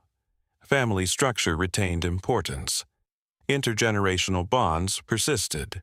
Rural and urban variation continued. Transformation did not erase heritage, it reorganized it. Women who had navigated imperial reform now navigated national reform. Their experience bridged eras. The social fabric of the Ottoman world did not disappear at dissolution. It transitioned. It adapted to new political narrative. The household remained foundational, but its relationship to state authority shifted. Imperial subject became national citizen. Family identity became civic identity. The story of women and family thus mirrors broader arc. Structured tradition, gradual reform, accelerated crisis, reorganized continuity. Through domestic resilience, society endured transformation that reshaped sovereignty itself. Chapter 18. Diplomacy and the limits of balance empires do not exist alone. They exist within systems. For centuries, the Ottoman state navigated a shifting balance of power. In early periods, diplomacy followed expansion. Envoys negotiated tribute. Treaties formalized frontier. Recognition reinforced legitimacy. As European states consolidated, diplomatic complexity increased. Permanent embassies emerged. Correspondence intensified. Protocol gained importance. Ceremony communicated equality or hierarchy. Language and treaty defined sovereignty. The Ottoman court adapted gradually. Diplomatic missions were sent to European capitals. Reports returned with observation. Observation shaped reform. Reform influenced negotiation. Balance required flexibility. Align too closely with one power, risk isolation. Remain distant, risk vulnerability. The empire practiced calibrated engagement. It negotiated peace after defeat. It secured alliance after conflict. Trade agreements linked commerce to diplomacy. Capitulations granted privileges in exchange for advantage. Advantage proved temporary. Privileges accumulated into structural constraint. Diplomatic language shifted over time. From dominance to parity, from parity to defensive preservation. Preservation required awareness of rivalries among European powers. France opposed Habsburg expansion. Britain guarded maritime routes. Russia advanced southward. The Ottoman state maneuvered within these rivalries. It leveraged competition. It sought protection through balance. This strategy prolonged survival. Survival required patience. Patience required calculation. Calculation defined late imperial diplomacy. Even as territory contracted, the empire retained relevance in European politics. Its position between continents ensured attention. Attention generated negotiation. Negotiation delayed dissolution. Diplomacy became instrument of endurance. Endurance extended timeline. Timeline allowed reform. Reform aimed at strengthening position within international order. Yet international order itself evolved rapidly, and evolution accelerated beyond imperial adjustment. The balance of power that once stabilized frontiers now shifted unpredictably, and unpredictability would soon overwhelm calculation. As the 19th century advanced, the Ottoman Empire became central to a question discussed across Europe. It was called the Eastern Question. What would happen to Ottoman territories if imperial control weakened? Rival powers speculated openly. Russia sought access to warm water ports. Britain guarded routes toward India. France pursued influence through culture and commerce. Austria-Hungary watched Balkan developments carefully. The empire stood at intersection of ambition. Ambition generates tension. Tension generates diplomacy. During the Crimean War, alliances shifted unexpectedly. Britain and France aligned with the Ottoman state against Russian expansion. Support was strategic. It aimed to preserve balance, not to strengthen empire permanently. War demonstrated continued geopolitical relevance. It also exposed vulnerability. Military cooperation required coordination with foreign advisors. Logistics depended on allied fleets. Victory prevented immediate collapse. But dependency deepened. Post-war treaties emphasized territorial integrity. Integrity was protected by external guarantee. Guarantee limited autonomy. Autonomy defined sovereignty. The empire increasingly navigated diplomacy under supervision. International conferences addressed Balkan crises. Borders were redrawn through negotiation rather than conquest. Great powers intervened in internal disputes. Intervention normalized oversight. Oversight narrowed maneuverability, yet diplomacy still extended survival. Ottoman envoys cultivated relationships. They leveraged rivalry between Britain and Russia. They delayed partition through negotiation. Delay bought time. Time allowed reform to continue. Reform aimed at strengthening internal resilience. But each crisis reopened debate. Was the empire stable? Was it declining? European press speculated frequently. Speculation influenced investor confidence. Confidence affected financial terms. Finance intertwined with diplomacy. The Eastern Question thus became a recurring theme. Each war, each uprising, each treaty revived it. The empire survived through calculation. But calculation grew more difficult as rivalries hardened. By the early 20th century, alliance systems in Europe solidified, flexibility narrowed, and the diplomatic equilibrium that once sustained Ottoman endurance approached breaking point. By the early 20th century, Europe divided into rigid alliance blocs. Flexibility diminished. Diplomatic maneuver narrowed. For decades, the Ottoman state had survived by balancing rivals. Now, rivals consolidated. Neutrality became difficult to sustain. Internal leadership debated direction. Alignment promised protection. Isolation risked partition. German influence had grown through military reform and railway construction. Strategic partnership appeared pragmatic, yet partnership implied commitment. When global war erupted, the empire entered conflict alongside the Central Powers. Decision carried irreversible consequence. Diplomatic balancing gave way to wartime alignment. Wartime alignment magnified exposure. Multiple fronts opened simultaneously. Allied powers targeted strategic waterways. Naval blockades restricted supply. International negotiation paused under total war. Diplomacy transformed into ultimatum. Military fortunes shaped bargaining power. As defeats accumulated across Europe, prospects narrowed. Internal cohesion strained. Arab provinces revolted under British support. Diplomatic channels attempted mediation, but outcome depended on battlefield trajectory. When armistice arrived, bargaining position weakened dramatically. Occupation followed. Proposed treaties outlined division of territory. The diplomatic equilibrium that had preserved empire for generations dissolved rapidly. External powers now negotiated without imperial parity. Survival shifted from continental empire to regional resistance. National movement replaced dynastic diplomacy. Diplomacy did not disappear. It reorganized under new leadership. Negotiation redefined borders. But the imperial framework that once leveraged European rivalry no longer existed. The age of balancing between great powers ended. A new international order emerged from war. Within that order, the Ottoman Empire did not retain sovereign continuity. Its diplomatic legacy endured in successor statecraft.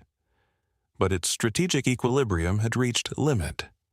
Limit marked transformation, and transformation reshaped the map of Eurasia permanently.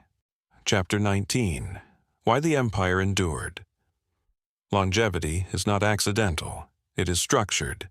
The Ottoman Empire endured for more than 6 centuries, not because it was always strongest, but because it adapted repeatedly. Its earliest advantage was flexibility. Frontier leadership negotiated as often as it fought. It absorbed local elites. It retained existing administrative practice when useful. Absorption reduced resistance. Reduction of resistance sustained expansion. As scale increased, structure followed. Military organization evolved from tribal bands to standing corps. Land revenue systems connected cavalry service to taxation. Administrative record-keeping expanded with territory. Expansion and organization advanced together. Another structural strength lay in layered governance. Uniformity was not imposed immediately. Communities retained internal autonomy. Religious leadership operated within imperial oversight. Local custom coexisted with imperial decree. This balance reduced friction. Reduced friction preserved stability across diversity. Economic integration reinforced political cohesion. Cities connected trade routes across continents. Agricultural output supported urban life. Revenue diversified geographically. Diversification strengthened resilience. When one region suffered, another compensated. Diplomacy also prolonged survival. The empire navigated rivalry among European powers carefully. It leveraged competition, it delayed partition, it negotiated peace strategically. Even during contraction, it remained relevant within international system. Institutional continuity mattered. Succession was structured. Legal frameworks were codified. Education produced administrative class. Administrative class preserved institutional memory. Memory supports adaptation. Yet endurance does not imply permanence. Structural strength can become structural rigidity. Flexibility that once sustained growth may harden over time. Understanding longevity requires examining both adaptation and eventual limitation. The empire endured because it learned to organize power across distance. It managed diversity without immediate uniformity.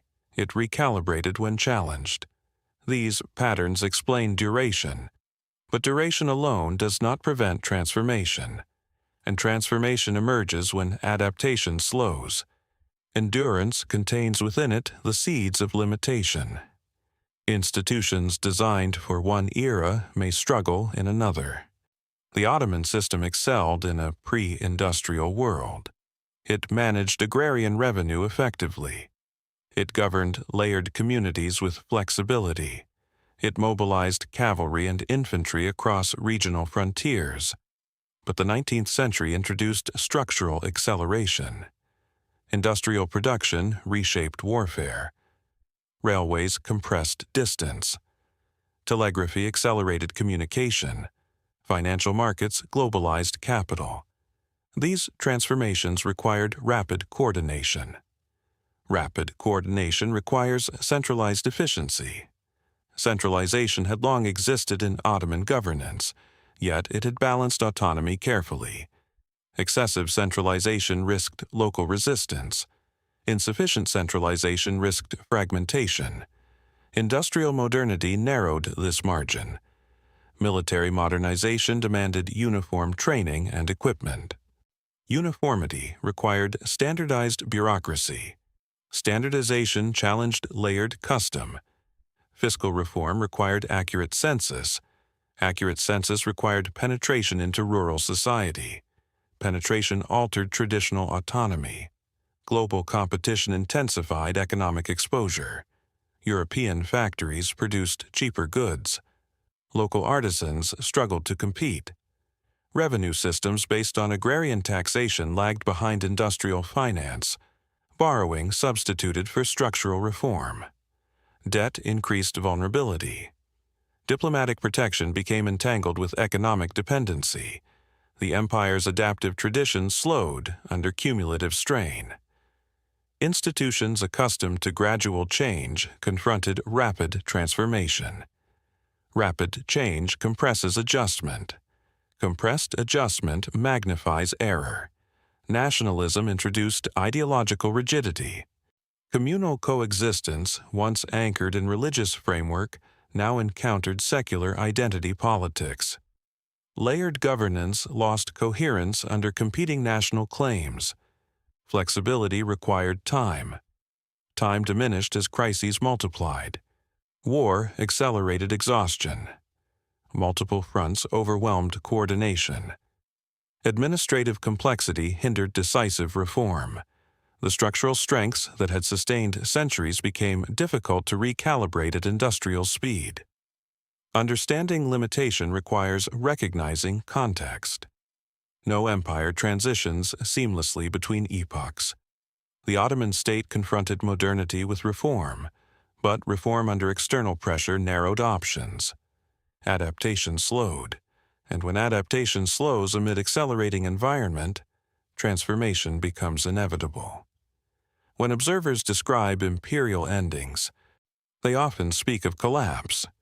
Collapse suggests sudden disappearance. The Ottoman case is more complex. Its institutions did not evaporate overnight, they narrowed, they reorganized, they redefined purpose. Transformation occurred through contraction rather than implosion. Administrative cadres did not dissolve. They transferred allegiance. Military officers did not abandon structure. They redirected it toward national defense. Legal frameworks did not vanish. They were revised within new sovereignty. The empire's end thus reflects transition of scale. Continental ambition gave way to territorial consolidation. Dynastic legitimacy gave way to national legitimacy. Layered religious governance gave way to secular uniformity. These shifts were dramatic, yet they built upon existing foundations.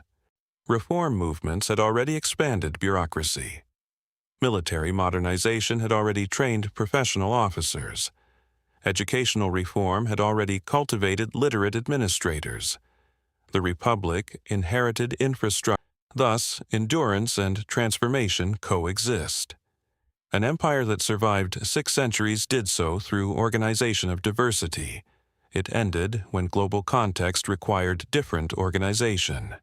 Endings reveal limits. Limits illuminate design. The Ottoman experience offers study in power at scale, in flexibility under pressure, in reform under constraint, and in transition from empire to nation without total institutional rupture. Collapse is one narrative. Transformation is another. History often prefers the latter. Chapter 20. From Empire to Transformation. Empires begin at the edge. They do not begin fully formed. They emerge from uncertainty, from fractured authority, from opportunity recognized by adaptable leadership. The Ottoman polity began as one frontier principality among many. Its early advantage was not overwhelming force. It was organization. It learned to govern before it learned to dominate. It absorbed before it erased. It integrated before it standardized. These habits shaped endurance. Scale expanded gradually.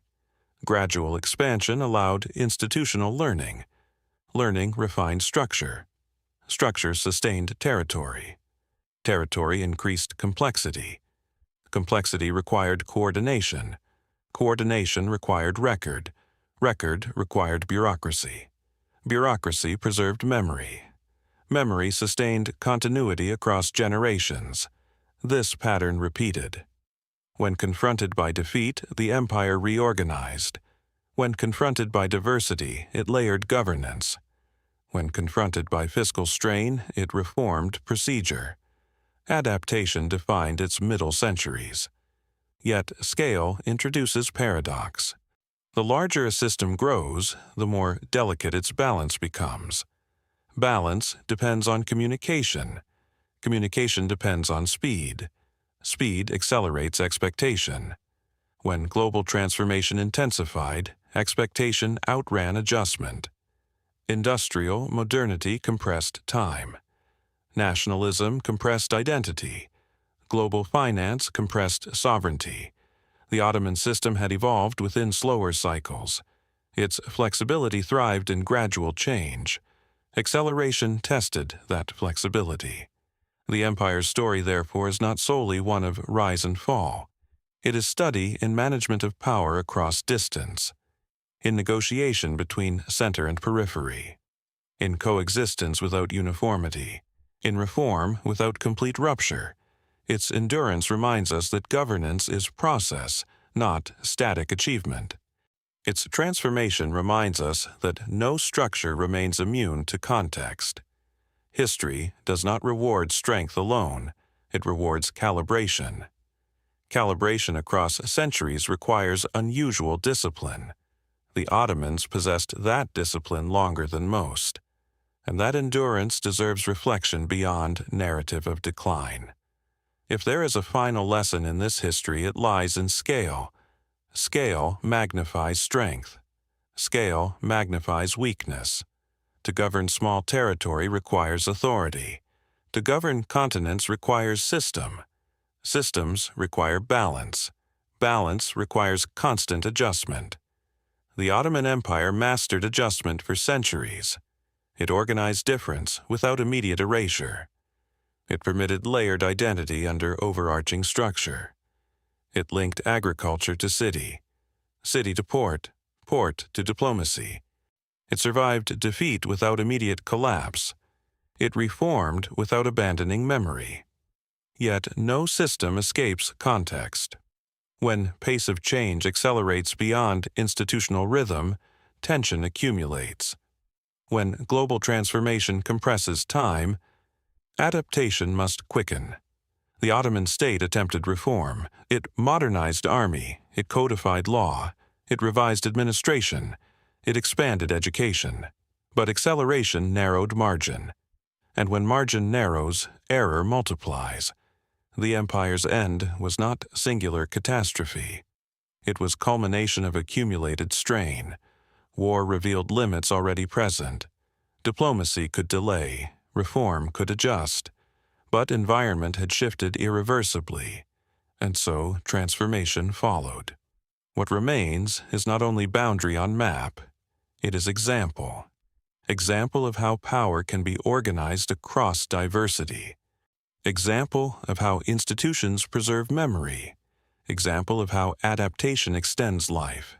And example of how scale eventually tests every structure. Empires are often remembered for conquest. They should also be remembered for administration, for negotiation, for for the quiet routines that sustain millions of lives. The Ottoman story spans frontier uncertainty to imperial consolidation, from layered coexistence to national redefinition. It reminds us that history is not linear triumph or simple decline. It is movement between equilibrium and strain, between continuity and recalibration, between ambition and limit. From a fractured frontier emerged order. From order emerged scale. From scale emerged complexity. From complexity emerged transformation. And in that transformation, legacy endured. When we step back from chronology, a deeper pattern emerges. Empires are experiments in organizing complexity. They attempt to coordinate distance. They attempt to manage difference. They attempt to convert power into structure. The Ottoman case offers a rare, longitudinal example. 6 centuries of recalibration. 6 centuries of negotiation between center and periphery. What made it durable was not constant expansion.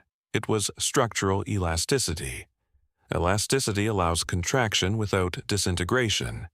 It allows reform without total rupture. It allows defeat without immediate collapse. Many empires expanded rapidly. Few survived repeated crisis. The Ottoman state survived fragmentation in its early years. It survived overextension.